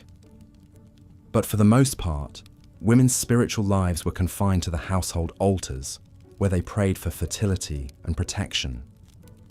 One woman who broke through these barriers was Iset, a chantress of the god Amun who lived during the 20th dynasty around 1150 BC. Iset's story is known to us through her elaborately decorated tomb in the Valley of the Kings, a rare honor for a woman of non-royal birth. As a chantress, Iset would have sung and played music in the temples of Amun, participating in the daily rituals that sustained the god. Her tomb paintings depict her shaking a sistrum before offerings, her face alive with devotion. Iset's husband, Ramose, was a scribe in the temple, and together they seem to have formed a spiritually attuned partnership. But even for a woman of Iset's stature, true religious equality remained out of reach. Her role as chantress, while respected, was still seen as subordinate to the male priests. And her very presence in the Valley of the Kings, that most sacred of burial grounds, was an anomaly. For most women, the afterlife was a far more uncertain prospect, their mummified remains interred in simple desert graves. As the sun set over the Nile, casting long shadows across the sand, the women of ancient Egypt returned to their homes, their duties for the day complete. They lit oil lamps against the gathering dark, murmuring prayers to Taure and Bes for protection through the night. In the flickering light, they might have reflected on the paradox of their lives, at once revered and restricted, celebrated and constrained. In the grand arc of history, the voices of these women are often lost, muffled beneath the bombast of kings and the clamour of war. But in the quiet moments, in the spaces between the lines of hieroglyphs, their stories can still be heard. They whisper of lives marked by hardship and resilience, of beauty and sorrow intertwined. For the women of ancient Egypt, life was a complex tapestry, woven from the threads of duty, devotion, and desire. They navigated a world that both exalted and oppressed them, their power constrained by the very roles that defined them. As wives and mothers, they were celebrated, but as individuals, they were often overlooked. And yet in the face of these challenges, Egyptian women found ways to assert their agency and leave their mark. They ruled as queens, like Hatshepsut and Cleopatra, defying convention to claim power in their own right. They served as physicians like Merit Ptah, tending to the bodies and souls of their fellow women. They channeled the divine in temples and homes, their voices rising in song to the goddesses who shaped their lives. In death, as in life, the women of Egypt sought to carve out their own destinies. They adorned their tombs with scenes of family and faith, ensuring that their stories would endure through the ages. And in doing so, they left us a legacy, a reminder that even in the darkest of times, the human spirit has the power to endure and to inspire. As we look back across the millennia, it is easy to be dazzled by the grandeur of ancient Egypt, the towering pyramids, the golden treasures, the mummies preserved in silent repose. But it is in the lives of the people, the men and women who toiled and dreamed beneath the desert sun, that we find the true heart of this civilization. And in the stories of the women of Egypt, we find a testament to the enduring power of resilience and hope. For though their lives were often marked by struggle and sorrow, they found ways to create beauty and meaning in the face of adversity. They loved and laughed, dreamed and dared, even as the world sought to constrain them. In the end, perhaps this is the greatest lesson we can learn from the women of ancient Egypt, that even in the darkest of times, the light of the human spirit can still shine through. That, in the face of oppression and injustice, courage and compassion can still take root and flourish. And so, As we drift off to sleep, let us dream of these women, their faces illuminated by the glow of oil lamps, their voices rising in song to the goddesses of the Nile. Let us honor their struggles and celebrate their triumphs, and in doing so, find inspiration for our own lives. For in the end, the story of ancient Egypt is not just a story of kings and conquest, of pyramids and gold. It is a story of people, of the men and women who lived and loved, struggled and dreamed beneath the eternal sun. And in the lives of the women of Egypt, we find a powerful reminder of the resilience and strength that lies within us all. As the night deepens and the stars wheel overhead, we can imagine the spirits of these women watching over us, their wisdom echoing through the ages. And in their stories, we can find the courage to face our own challenges, to rise above the limitations that seek to define us. So let us give thanks for the women of ancient Egypt, for their courage, their compassion, and their enduring legacy. And let us carry their stories with us as we navigate the complexities of our own lives and strive to create a world where every voice is heard and every spirit is free to soar. The life of an average woman in ancient Egypt was one of toil, subservience, and all too often, tragedy. While the civilization is renowned for its splendor and achievements, the women who helped build it were frequently relegated to the shadows. From a young age, a girl's fate was not her own. Childhood was brief, as girls were considered women and married off as soon as they reached puberty, usually around the age of 12 or 13.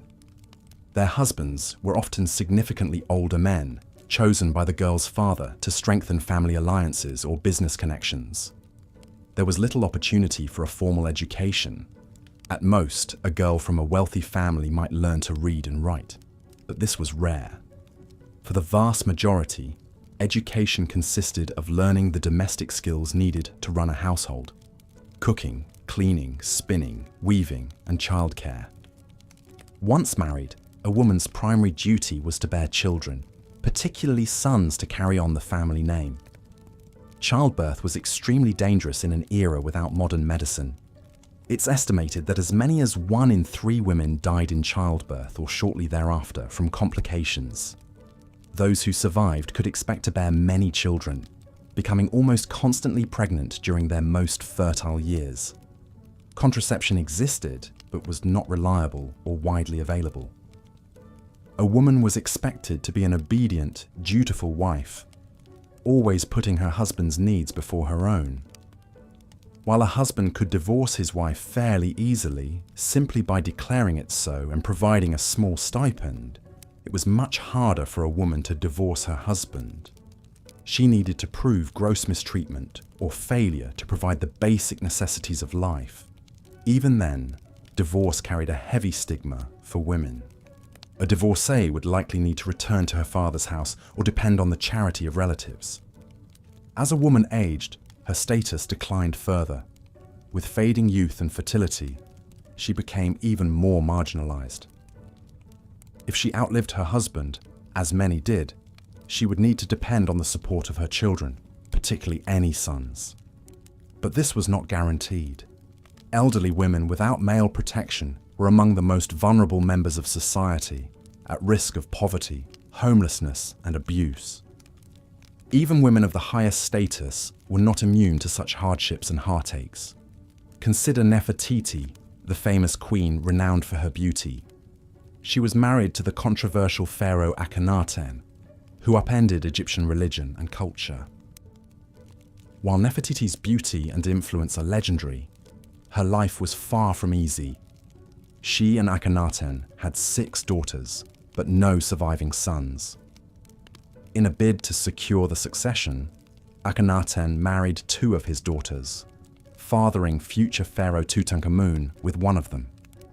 Nefertiti disappeared from the historical record around this time, leading to speculation that she fell out of favor or even died.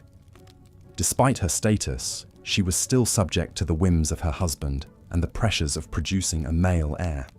The life of an Egyptian woman was quite literally backbreaking labor. Cooking was time-consuming, done over open fires with heavy clay pots. Bread, the staple of the Egyptian diet, had to be baked fresh daily. This meant hours of toil grinding grain, kneading dough, and tending the fire. Water had to be hauled from the Nile for cooking, washing, and drinking.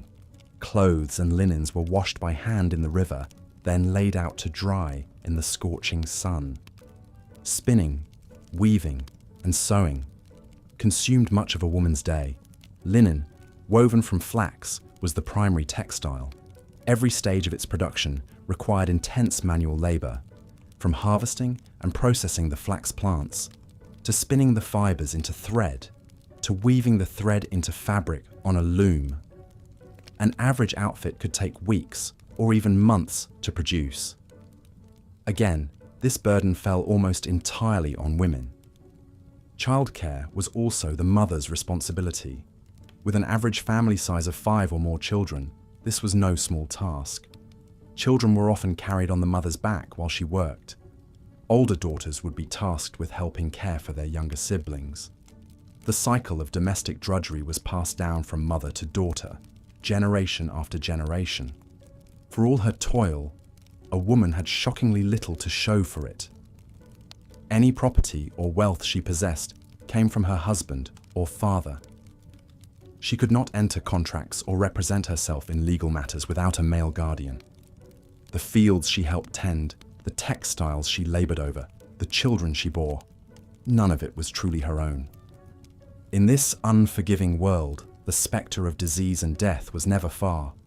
With limited medical knowledge, even minor injuries and illnesses could be life-threatening. Infection, malnutrition, parasites, and communicable diseases ran rampant, particularly among the lower classes living in crowded, unsanitary conditions. Wealthier households had some rudimentary plumbing and sanitation, such as limestone toilet seats and copper piping. But for most, poor hygiene was an inescapable fact of life. Waste was disposed of in open pits or in the streets. The Nile, though worshipped as the giver of life, was also a source of deadly waterborne diseases. There were some advanced medical texts for the time, such as the Ebers Papyrus and the Edwin Smith Papyrus, which contained treatments for a variety of ailments. But these focused mainly on the illnesses of men, particularly wounds and bone fractures that might befall soldiers or laborers. Women's health was largely neglected, seen as mysterious and unclean. In this context, the story of Merit Ptah is all the more remarkable. She was the first recorded woman physician in history, practicing medicine in ancient Egypt around 2700 BCE. As a chief physician, Merit Ptah would have tended to the ailments of the royal court and the wealthy elite. But she also cared for women during pregnancy and childbirth, likely saving many lives with her knowledge and skill. For a woman to rise to such a position was exceedingly rare. Medicine, like most other professions, was dominated by men. The fact that Merit Ptah's accomplishments were recorded at all is testament to the respect she must have commanded in a world where women were so often overlooked. But for the vast majority of Egyptian women, life remained a struggle for survival, not achievement. The oppressive heat of the desert sun bore down on them as they hauled water, tended crops, ground grain, and wove cloth. Sweat trickled down their faces, streaking the coal and malachite that lined their eyes. Makeup was a constant in the life of an Egyptian woman, a mask she was expected to wear. The pressure to conform to idealized standards of beauty was immense. Cosmetics were seen as essential not just for aesthetics, but for spirituality and even health. A bare face was considered slovenly, uncouth. Eyebrows were heavily lined, elongated, and extended to the temples in a dramatic almond shape. Kohl, a black powder made from ground minerals, was liberally applied around the eyes. Green malachite shadow was also popular. Cheeks and lips were reddened with ochre blush and pigments. Pale yellow skin was the ideal, achieved through the application of powders and creams. This mask of perfection was not just for the living. Even in death, women were expected to maintain the illusion of ageless beauty. Mummies of wealthy women were adorned with extravagant gold jewelry, fine linen wrappings, and lifelike painted-on makeup. Wigs were another crucial element of the Egyptian woman's beauty regimen. Both men and women shaved their heads for coolness and cleanliness, then donned elaborate wigs made from human and horsehair. These could be heavy and hot, and added discomfort in the already sweltering climate. But to appear in public with a naked scalp was unthinkable for a woman of any standing. So she endured the weight and itch of the wig, the heat of the desert trapped against her bare skin beneath it. Clothing, too, presented a challenge. While Egyptian fashion is often depicted as elegantly draped white linen, the reality was far less glamorous. Linen, while light and cool, was not easy to keep clean in a world of dust, sweat, and manual labor. The diaphanous garments we associate with Egyptian women were the purview of the elite, not the average woman toiling in the fields or hunched over a loom. For most, clothing was simple, minimal, and functional. A rectangular length of linen wrapped and tied around the body, often leaving the breasts exposed.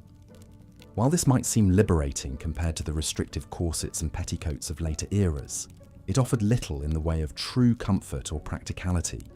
The thin fabric provided scant protection against the elements or the hazards of daily work. The pressure to maintain an attractive appearance was constant, even as the realities of life made it nearly impossible. A woman was expected to be perpetually youthful, beautiful, and sexually desirable, no matter her age or circumstance. The use of beauty aids was not a choice, but a mandate. To neglect one's appearance was to invite scorn, ridicule, and even accusations of moral failing. This was true even for women of the highest station, like the legendary Cleopatra VII. Born into the Ptolemaic dynasty, Cleopatra was not ethnically Egyptian. She was of Greek descent, the daughter of Pharaoh Ptolemy XII. But she embraced Egyptian culture and religion, styling herself as the embodiment of the goddess Isis. Cleopatra's beauty and allure are the stuff of legends, immortalized in countless works of art and literature. But her physical appearance was only one facet of her power. She was a brilliant strategist, a clever negotiator, a charismatic leader. She spoke multiple languages, including the Egyptian tongue, a rarity for Ptolemaic rulers. Yet even Cleopatra could not escape the limitations and expectations placed on women. Her story is often reduced to her sexuality, her relationships with Julius Caesar and Mark Antony. Her intellect, her ambition, her political acumen are overshadowed by the men in her life and the manner of her death. In the end, Cleopatra chose to take her own life rather than be paraded as a captive through the streets of Rome. Even in death, she stage-managed her own image, clinging to the illusion of eternal beauty as the asp's venom coursed through her veins. For women in ancient Egypt, religion offered some small measure of comfort and influence.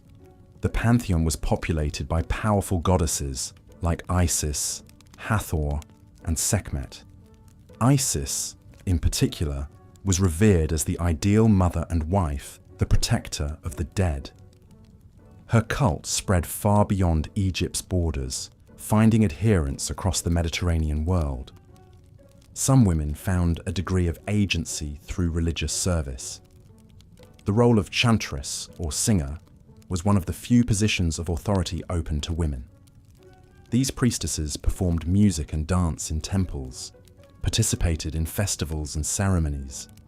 But even this was a pale shadow of the power and prestige granted to male priests.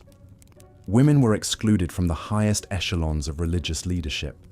They could not perform the most sacred rituals or enter the holiest sanctuaries. Their service was always subordinate, their influence circumscribed. The stories of these chantresses provide a glimpse into the lives of extraordinary women, operating within oppressive constraints. One such woman was Iset, chantress of Amun during the 20th dynasty. Iset came from a long line of powerful priests, and her father was the high priest of Amun, one of the most influential men in Egypt. As a chantress, Iset would have sung and performed sacred music in the temples of Thebes. She would have participated in festivals and processions, perhaps even in the great festival of Opet, when the statues of the gods were carried from the temple of Karnak to Luxor.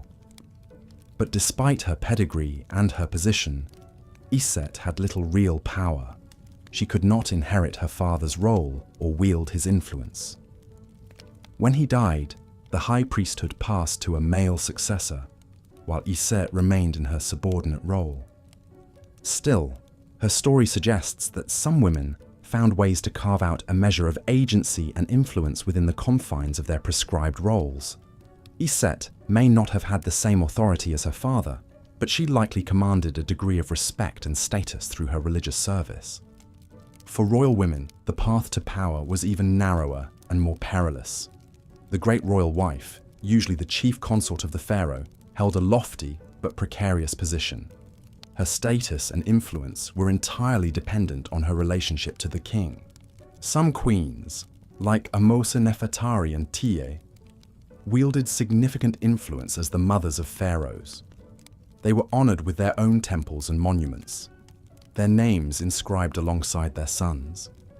But their power was always an extension of male authority, never truly their own. A few extraordinary women, like Hatshepsut and Cleopatra, managed to rule as pharaohs in their own right. But they were the exceptions that proved the rule, and even they faced tremendous opposition and challenges. Hatshepsut, who ruled in the 15th century BCE, was one of the most successful pharaohs of the New Kingdom. She came to power after the death of her husband, Thutmose II, serving as regent for her young stepson. But rather than stepping aside when he came of age, Hatshepsut took on the full powers and titles of a pharaoh herself. For over 20 years, she ruled Egypt, building grand temples and monuments, expanding trade, and leading military campaigns. But to legitimize her rule, Hatshepsut had to style herself as a man, depicted in statues and reliefs with a false beard and male clothing. Her successor and stepson, Thutmose III, would later attempt to erase her from history, chiseling her name from monuments and defacing her images. Even in death, a woman who dared to grasp the reins of power was subject to the posthumous wrath and resentment of the men around her. The life of a royal woman, for all its luxury and privilege, was still a gilded cage. She was a pawn in the game of dynastic politics, her value tied to her fertility and her family connections. At any moment, she could fall from favor, be supplanted by a rival, or even face exile or execution. The story of Nefertari, wife of Ramses II, is a poignant example. Though she was the most beloved of Ramses's wives, honored with a magnificent tomb in the Valley of the Queens, her power was always tenuous. When she failed to produce a male heir, she was quickly overshadowed by a secondary wife, Isetnofret, who bore Ramses's successor, Merneptah. For all the glory and grandeur of ancient Egypt, the life of a woman was one of constant uncertainty and fear. No matter her status or accomplishments, she was always at the mercy of the men who controlled her destiny. As the sun set over the Nile, casting long shadows across the land, the women of Egypt returned to their homes, their bodies aching from the day's labors. They ground the grain, mended the clothes, tended the children, just as their mothers and grandmothers had done before them. But as they lay down to sleep on their simple reed mats, perhaps they allowed themselves a moment to dream of a different life. A life where they were not property, not chattel, not beasts of burden. A life where they were free to learn, to create, to explore, to love. A life where they were the mistresses of their own destinies. These dreams, like so much else in the lives of ancient Egyptian women, were fleeting, ephemeral. For most, They dissipated with the rising of the sun, vanishing like mist over the Nile. The cycle of toil and subservience began anew, an inescapable fate etched in stone like the names of the pharaohs who ruled over them. But in the whispered stories passed down from mother to daughter, in the sacred songs of the priestesses, in the defiant gaze of a queen who dared to rule as king, the spark of hope endured. Across the centuries, it kindles still, a reminder that even in the darkest of times, the resilient spirit of women could not be extinguished. The sands of Egypt have long since shifted, the once mighty monuments worn smooth by the passage of time. But the stories of the women who lived and died on the banks of the Nile echo still, a testament to their strength, their suffering, and their indomitable will to survive in a world that sought to grind them into dust. As we look back on this ancient civilization, it is easy to be awed by its towering pyramids, its golden treasures, its cryptic hieroglyphs. But let us not forget the silent multitudes who toiled in the shadow of those monuments. Let us remember the women who bore the brunt of the desert sun, who hauled the water and harvested the grain, who brought forth life in blood and agony. Their names may be lost to history, their faces faded from memory, but their legacy endures in the very fabric of the land they tended, in the timeless flow of the river that sustained them. They were the beating heart of Egypt, the unsung heroines of an empire built on their backs. And though the world into which they were born was a brutal one, a world that sought to break them, to crush their spirits and their dreams, still they persevered. In the face of unimaginable hardship, they found ways to carve out small spaces of agency and meaning. They tended the hearths and the shrines. They wove the threads of community and tradition. They passed down the stories and the wisdom of generations. Theirs was a quiet kin. As the scorching sun beat down upon the bustling streets of Thebes, a young woman named Iset hurried towards the towering pylons of the great temple complex of Karnak. Sweat glistened on her brow, her linen sheath clinging to her body in the oppressive heat. But Iset's discomfort was tempered by a sense of purpose, for she was one of the few women who had managed to carve out a role for herself in the male-dominated world of ancient Egyptian religion. As a chantress of Amun, Iset was responsible for singing the sacred hymns and performing the intricate rituals that honored the mighty god of creation. It was a prestigious position, one that required years of training and dedication. But even as she took her place among the other chantresses, Iset knew that her role was a modest one compared to the powerful male priests who controlled the temple. For women in ancient Egypt, religion was a complex and often contradictory force. On one hand, the pantheon of gods and goddesses included many powerful female figures, such as Isis, the goddess of magic and motherhood, and Hathor, the goddess of love and beauty. These deities were revered and celebrated in myth and art, their likenesses adorning temples and tombs throughout the land. But in the earthly realm of the temple, women were largely excluded from positions of real authority. The priesthood was almost entirely male, with women relegated to minor roles as chantresses or priestesses of female deities associated with fertility and childbirth. Even then, their duties were carefully circumscribed, their power limited by the whims of the male hierarchy. For Iset, the temple was both a refuge and a prison. Within its walls, she was free from the domestic duties that consumed the lives of most Egyptian women. The endless cycle of childbearing, cooking, cleaning, and tending to the needs of fathers, husbands, and sons. Here, she could lose herself in the rhythms of the rituals, her voice rising in sweet harmony with the other chantresses as they praised the glory of Amun.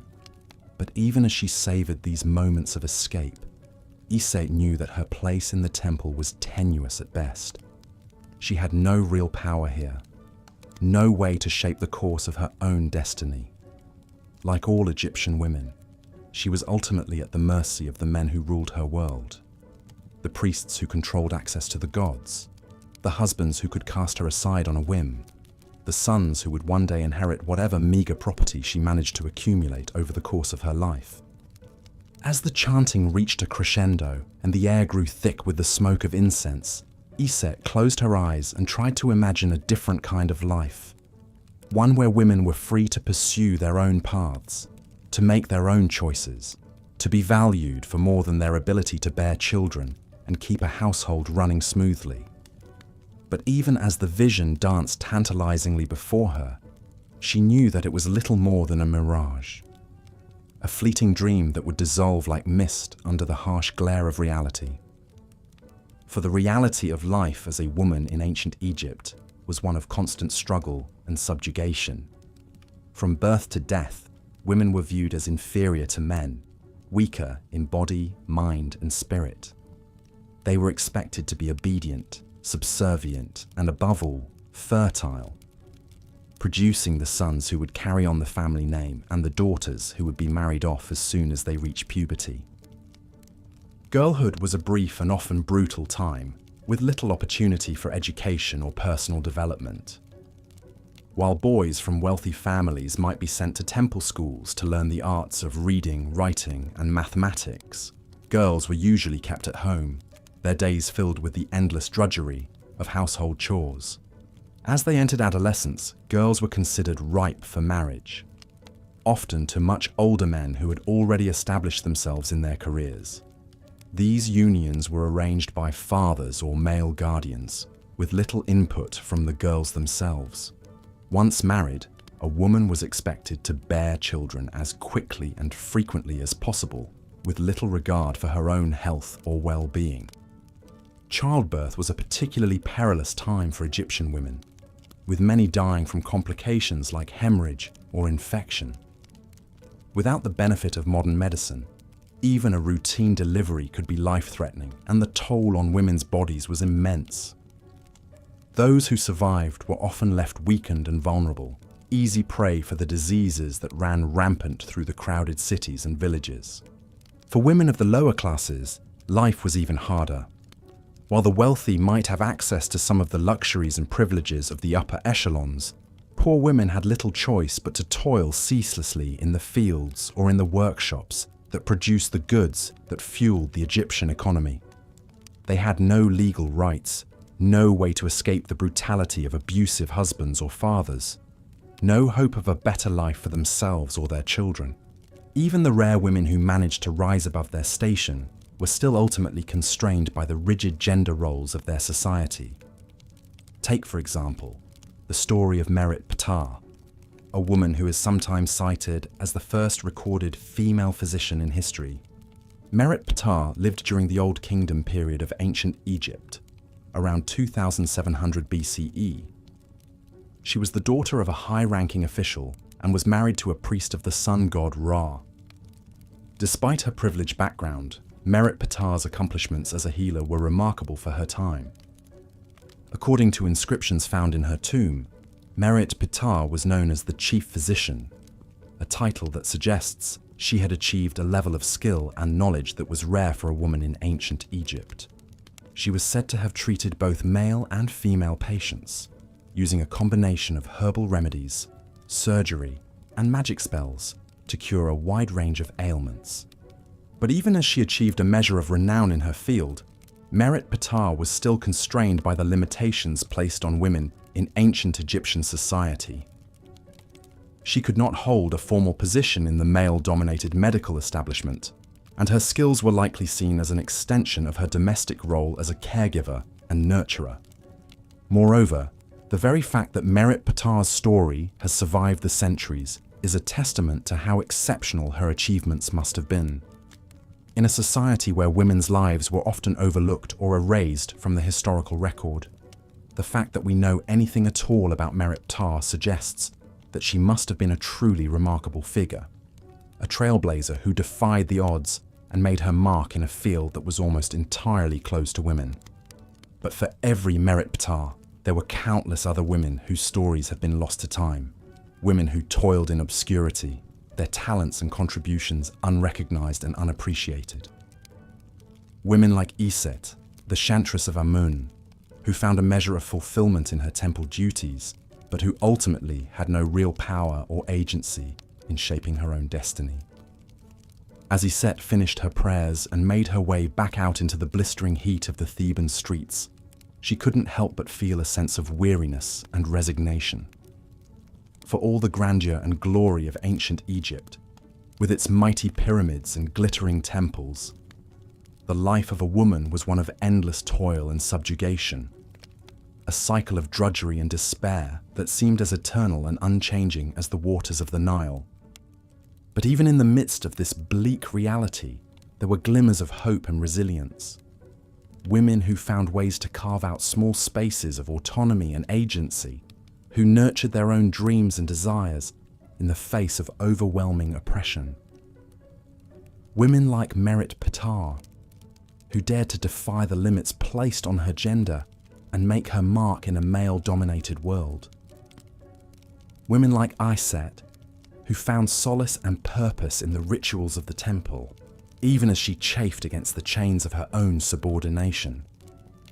These women may have been brutally constrained by the realities of their time and place, but they were not entirely powerless. Through their quiet acts of resistance and defiance, through their tenacity and strength in the face of unimaginable hardship, they left a legacy that echoes down through the ages. A reminder that even in the darkest of times, the human spirit can find a way to endure and to hope. As the sun began to set over the horizon, casting long shadows across the dusty streets of Thebes, Iset made her way back to the small mud brick house she shared with her husband and children. The evening meal would need to be prepared, the children bathed and put to bed, the endless round of domestic chores attended to before she could finally rest her weary body and mind.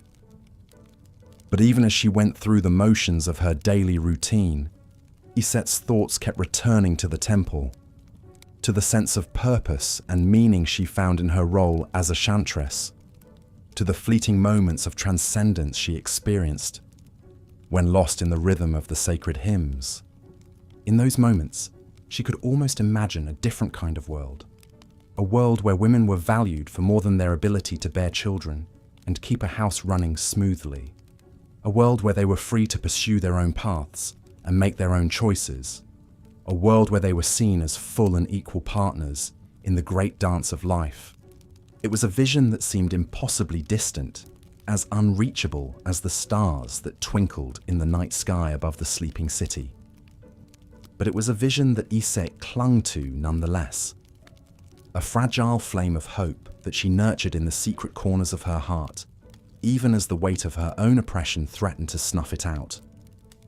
For in the end, what choice did she have but to keep going, to keep singing her hymns and saying her prayers, to keep tending to her family and her duties, to keep fighting the small battles that made up the fabric of her life? Like the great Nile that flowed ceaselessly through the heart of Egypt, Iset knew that she too must keep moving forward, that even in the face of the most brutal adversity, the most unyielding oppression, the human spirit had an infinite capacity for resilience and renewal. And so she sang, her voice rising in sweet harmony with the voices of her fellow chantresses. A song of hope and defiance, of pain and perseverance, of the unquenchable yearning for a better world that burned in the hearts of women across the ages. A song that echoed through the halls of the temple and out into the streets of Thebes. A song that would carry on long after Iset and her sisters had turned to dust. A testament to the enduring strength and courage of the women of ancient Egypt, and to the indomitable power of the human spirit to endure and to dream. As the last rays of the sun disappeared below the horizon, Iset turned her face towards the darkening sky, towards the vast expanse of stars and planets and galaxies that stretched out into the infinite reaches of space. And for a moment, she felt a sense of connection to the women who had come before her and to those who would come after, to the great web of life that bound them all together across the centuries and the millennia. It was a fleeting feeling, but it was enough to sustain her through the long night ahead enough to give her the strength to face another day of toil and struggle, enough to keep the flame of hope burning in her heart. For in the end, that was all any of them could do. To keep going, to keep dreaming, to keep reaching for the stars, no matter how distant or unattainable they might seem. And so the women of ancient Egypt endured through the rise and fall of dynasties, through the shifting sands of time and fortune, through the brutal realities of their own oppression.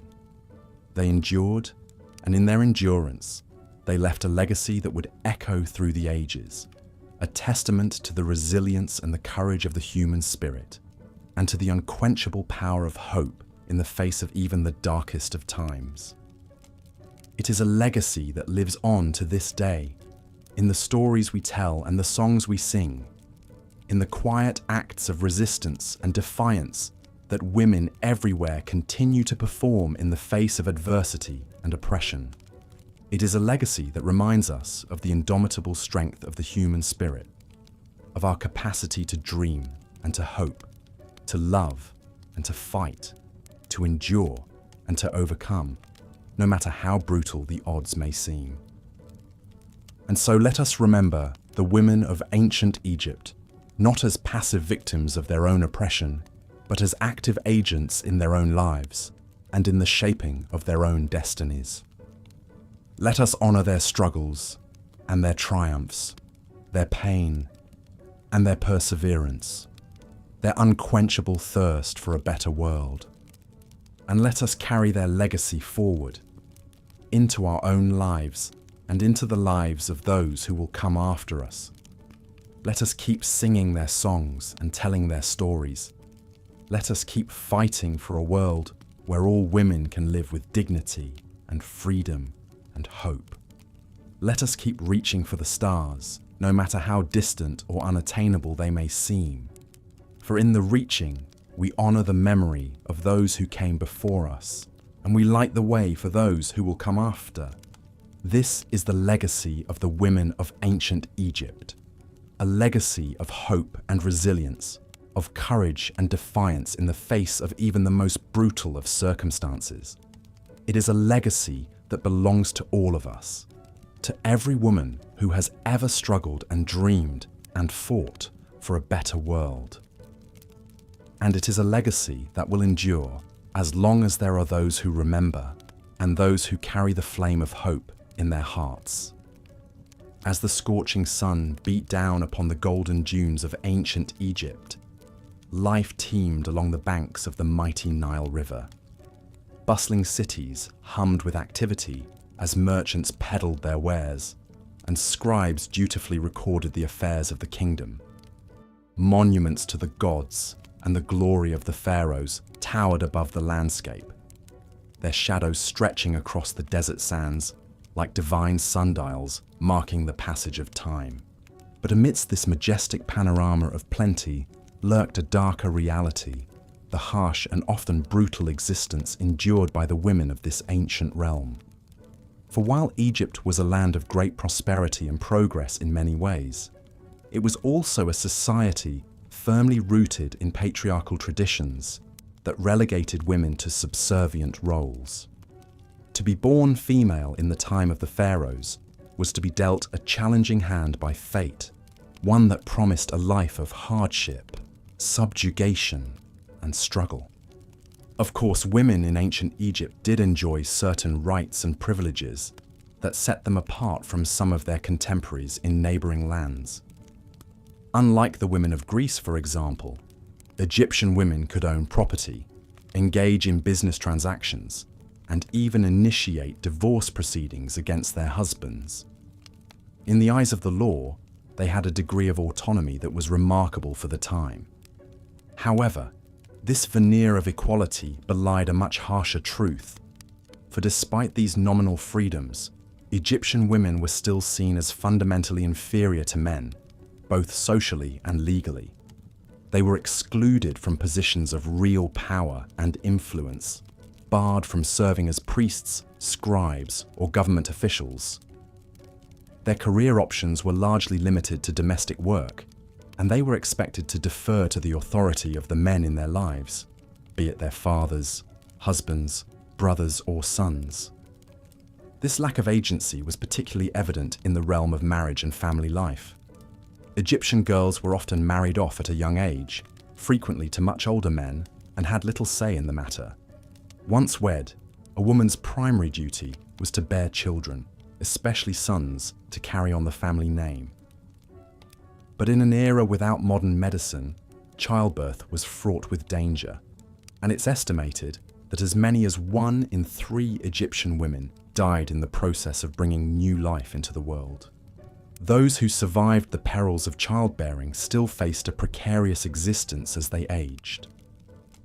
With life expectancies short by modern standards, many women outlived their husbands and found themselves dependent on their children for support in their twilight years. For those without family to lean on, destitution and struggle were all too common fates. Even women of great renown and influence were not immune to the limitations placed upon their gender. Consider the tale of Nefertiti, the legendary queen whose beauty and power have echoed through the ages. As the great royal wife of Pharaoh Akhenaten, Nefertiti wielded considerable influence, and her image graced temples and monuments throughout the kingdom. Yet for all her status and celebrity, Nefertiti's fate was ultimately tied to that of her mercurial husband. When Akhenaten's reign crumbled amidst religious upheaval and political strife, Nefertiti vanished from the historical record, her final days a mystery. Some scholars believe she may have ruled briefly as pharaoh in her own right, but if so, her reign was short-lived and her authority tenuous. In the end, even the most powerful woman in Egypt found herself at the mercy of the men who controlled the kingdom. The spectre of mortality loomed large over the lives of all Egyptians, but it cast an especially dark shadow over the kingdom's women. In a world without antibiotics, vaccines, or modern sanitation, death was a constant companion, and the slightest illness or injury could spell doom. Childbirth, as mentioned, was a particularly perilous ordeal, with both mothers and infants frequently succumbing to complications like hemorrhage and infection. Even for women who escaped the dangers of the birthing bed, life was a relentless struggle against the ravages of disease. The Nile, though the lifeblood of Egyptian civilization, was also a source of parasites and bacteria that sickened countless people each year. Sanitation was rudimentary at best, and while the wealthy might have enjoyed some basic plumbing and toilets, the majority of the population lived in conditions that were ripe for the spread of illness. Egyptian medicine, while advanced for its time, could do little to alleviate the suffering of women beset by disease or injury. The famous medical texts of the era, like the Ebers Papyrus and the Edwin Smith Papyrus, contain a wealth of knowledge on topics like surgery, pharmacology, and obstetrics. However, much of this knowledge was geared towards treating men, with women's health concerns often given short shrift. Against this grim backdrop, the story of Merit Ptah shines like a beacon of hope. Recognized as the first recorded female physician in history, Merit Ptah blazed a trail for women in the medical arts. As a chief physician in the royal court, she would have tended to the needs of the pharaoh and his family, but one imagines she must have also turned her skills to the aid of the kingdom's women, offering what comfort and care she could to those neglected by a male-dominated medical establishment. For most women, however, the best hope for a tolerable existence lay in conforming to the rigid beauty standards of the time. The ideal Egyptian woman was slender and youthful, with smooth skin, elaborately styled hair, and dramatic makeup.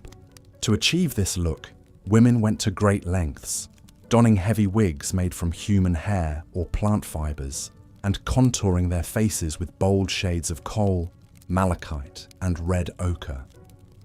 These beauty rituals could be oppressive and uncomfortable, especially in the scorching heat of the Egyptian sun.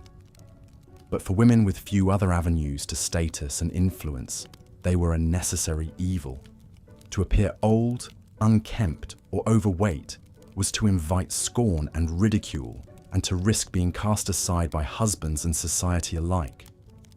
Perhaps no woman in Egyptian history understood the power of image better than Cleopatra VII, the last active ruler of the Ptolemaic kingdom. Renowned for her beauty, wit, and political acumen, Cleopatra used her physical charms as a tool of statecraft, seducing the likes of Julius Caesar and Mark Antony to cement her grip on power. But even Cleopatra's carefully cultivated persona could not shield her entirely from the perils of being a woman in a man's world. Her reign was marked by constant power struggles with her male co-rulers and relatives, and in the end, she took her own life rather than face the humiliation of being paraded through Rome as a captive. In the spiritual realm too, women found themselves at a disadvantage. The Egyptian pantheon was filled with powerful female deities like Isis, Hathor, and Sekhmet, but their worship was often secondary to that of male gods like Ra, Osiris, and Horus. Women were permitted to serve as priestesses in some capacities, but they were excluded from the higher echelons of the religious hierarchy. A rare exception to this rule was the role of the chantress, a type of priestess who performed music and sang hymns in honor of the gods.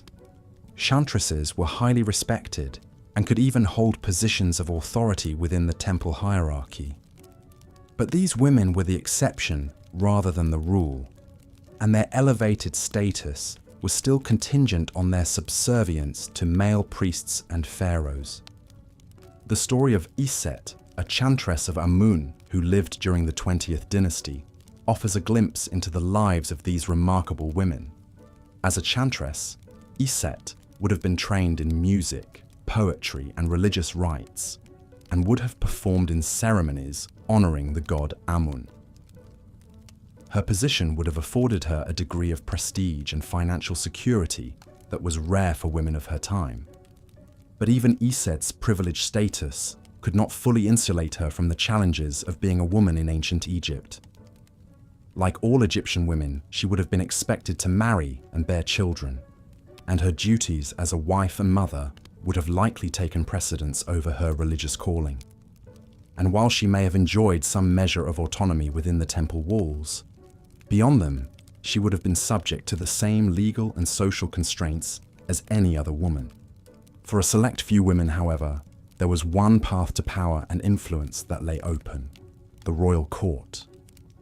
As the wives, mothers, and daughters of pharaohs, the women of the royal household could wield considerable sway, shaping policy and even ruling in their own right on rare occasions. But even this exalted status came with its own set of perils and limitations. Royal women were still subject to the whims and desires of the men who wore the crown, and their power was always contingent on their ability to navigate the treacherous currents of court politics. Those who overstepped their bounds or fell out of favor could find themselves quickly relegated to obscurity or worse. The story of Hatshepsut, one of the few women to rule Egypt as pharaoh in her own right, illustrates both the possibilities and the pitfalls of female power in the New Kingdom. As the daughter of Thutmose IV and the wife of Thutmose II, Hatshepsut was well positioned to seize the reins of power when her husband died young, leaving only an infant son as his heir. For over 2 decades, Hatshepsut ruled Egypt as pharaoh, styling herself as a male king, complete with false beard and kingly regalia. Under her leadership, Egypt prospered, with successful military campaigns, ambitious building projects, and lucrative trade expeditions to distant lands. But Hatshepsut's reign was not without controversy, and her gender made her a target for those who sought to undermine her authority.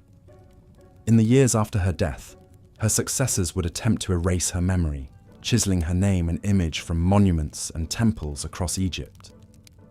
Hatshepsut's story is a testament to the extraordinary resilience and determination of Egyptian women in the face of overwhelming odds, but it is also a stark reminder of the precarious nature of female power in a society built on male dominance. As the sands of time have swept over the once mighty civilization of ancient Egypt, burying its secrets and mysteries beneath the desert dunes, one truth remains clear. To be a woman in this world was to walk a tightrope between subjugation and survival, forever at the mercy of forces beyond one's control. It is a testament to the strength and spirit of these women that they endured, finding ways to carve out lives of meaning and purpose in a world that too often saw them as little more than property or chattel. Through their stories, we can catch a glimpse of the resilience and fortitude that sustained them through the ages. But we are also left to ponder what might have been had these women been granted the same freedoms, rights, and opportunities as their male counterparts. Would the course of history have unfolded differently, with women taking their rightful place as leaders, innovators, and visionaries? We can only imagine what wonders and achievements these remarkable women might have accomplished had they not been shackled by the chains of gender inequality. And in imagining, we can perhaps find inspiration to continue the fight for a world where every woman, regardless of her place or time, has the chance to reach her full potential. So let us remember the women of ancient Egypt, not just as silent shadows on the margins of history, but as the resilient, resourceful survivors they were. Let us honor their struggles and their triumphs, and let us work to build a future where their sacrifices are no longer necessary. For in doing so, we honor the timeless spirit of womankind itself, in all its strength, beauty, and enduring power. Royalty and power in ancient Egypt was a complex dance, with women often finding themselves in supporting roles to the dominant male pharaohs. Queens could indeed wield significant influence from time to time, using their proximity to the seat of power to shape the course of the kingdom. The most notable example of this was perhaps Queen Tiye, the wife of Amenhotep III and mother of Akhenaten. Tiye was a formidable figure, depicted nearly as large as her husband in statues and reliefs, a rarity for a queen.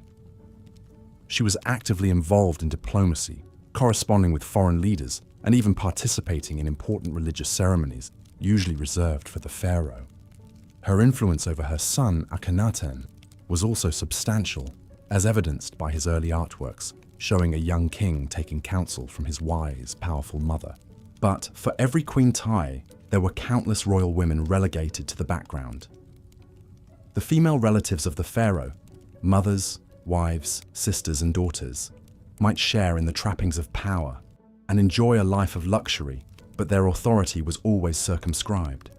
They were expected to play traditional womanly roles, providing heirs, keeping the royal household running smoothly, and participating in religious rites honoring the gods. Independent action was rare and required great force of personality to pull off. The most stunning exception to this rule was, of course, Hatshepsut, the queen who declared herself king. The wife and sister of Thutmose II, Hatshepsut initially served as regent for her young stepson, Thutmose III. But as the years went on, her ambitions grew. In a shocking move, she proclaimed herself pharaoh, adopting all the masculine trappings of kingship, from the crown and beard to male pronouns. For over 20 years, she ruled Egypt as a king, not a queen, commissioning grand building projects, expanding trade networks, and leading military campaigns. Depictions show her making offerings to the gods and even being embraced by them, just like a traditional male ruler would. It was a remarkable achievement, but also an uncomfortable one.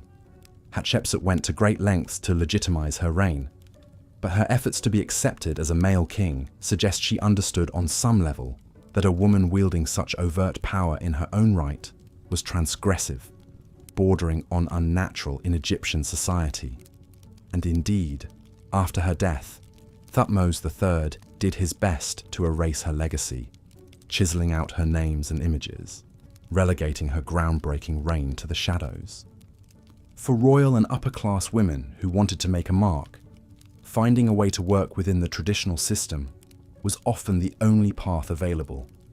Takuet, a queen of the 25th dynasty, used her wealth and influence to become a major patron of the arts, commissioning religious texts, sponsoring temples, and even directing craftsmen as they decorated her beautiful tomb.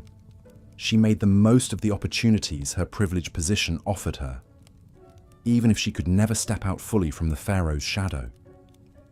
In the end, the mighty civilization of ancient Egypt both exalted and constrained its women. Glorious depictions of feminine divinity in imposing statues and vivid paintings stood in stark contrast to the limited roles available to women in the mortal realm. No amount of gold and lapis lazuli could entirely disguise the fundamental truth that even the loftiest women were still subordinate to men in the unforgiving hierarchy of the desert kingdom. The sands of Egypt have long since shifted. The great monuments have crumbled. The gods are quiet. But if you listen closely, you can still hear the whispers of the women who lived and dreamed and struggled beneath the palms and pylons. Nefertiti applying her coal in the shimmering heat. Hatshepsut boldly donning the double crown. Countless mothers crying out in the agony of childbirth. Their voices echo softly through the ages, a reminder of the price of womanhood in an uncompromising world. Thank you for spending some time with me tonight, delving into the complex reality of female life in ancient Egypt. There is always more to learn about the remarkable women who shaped history in their own ways, even as the unyielding current of the Nile swept them along. I hope you've enjoyed our journey to the distant past, and that you'll drift off to sleep with visions of lush palms and shining pyramids, and the long-ago queens who once ruled beneath them. If you found this relaxing and informative, please consider liking the video and subscribing to the channel. I'd be honored to be your guide through many more adventures in boring history perfect for bedtime. Until next time, sweet dreams.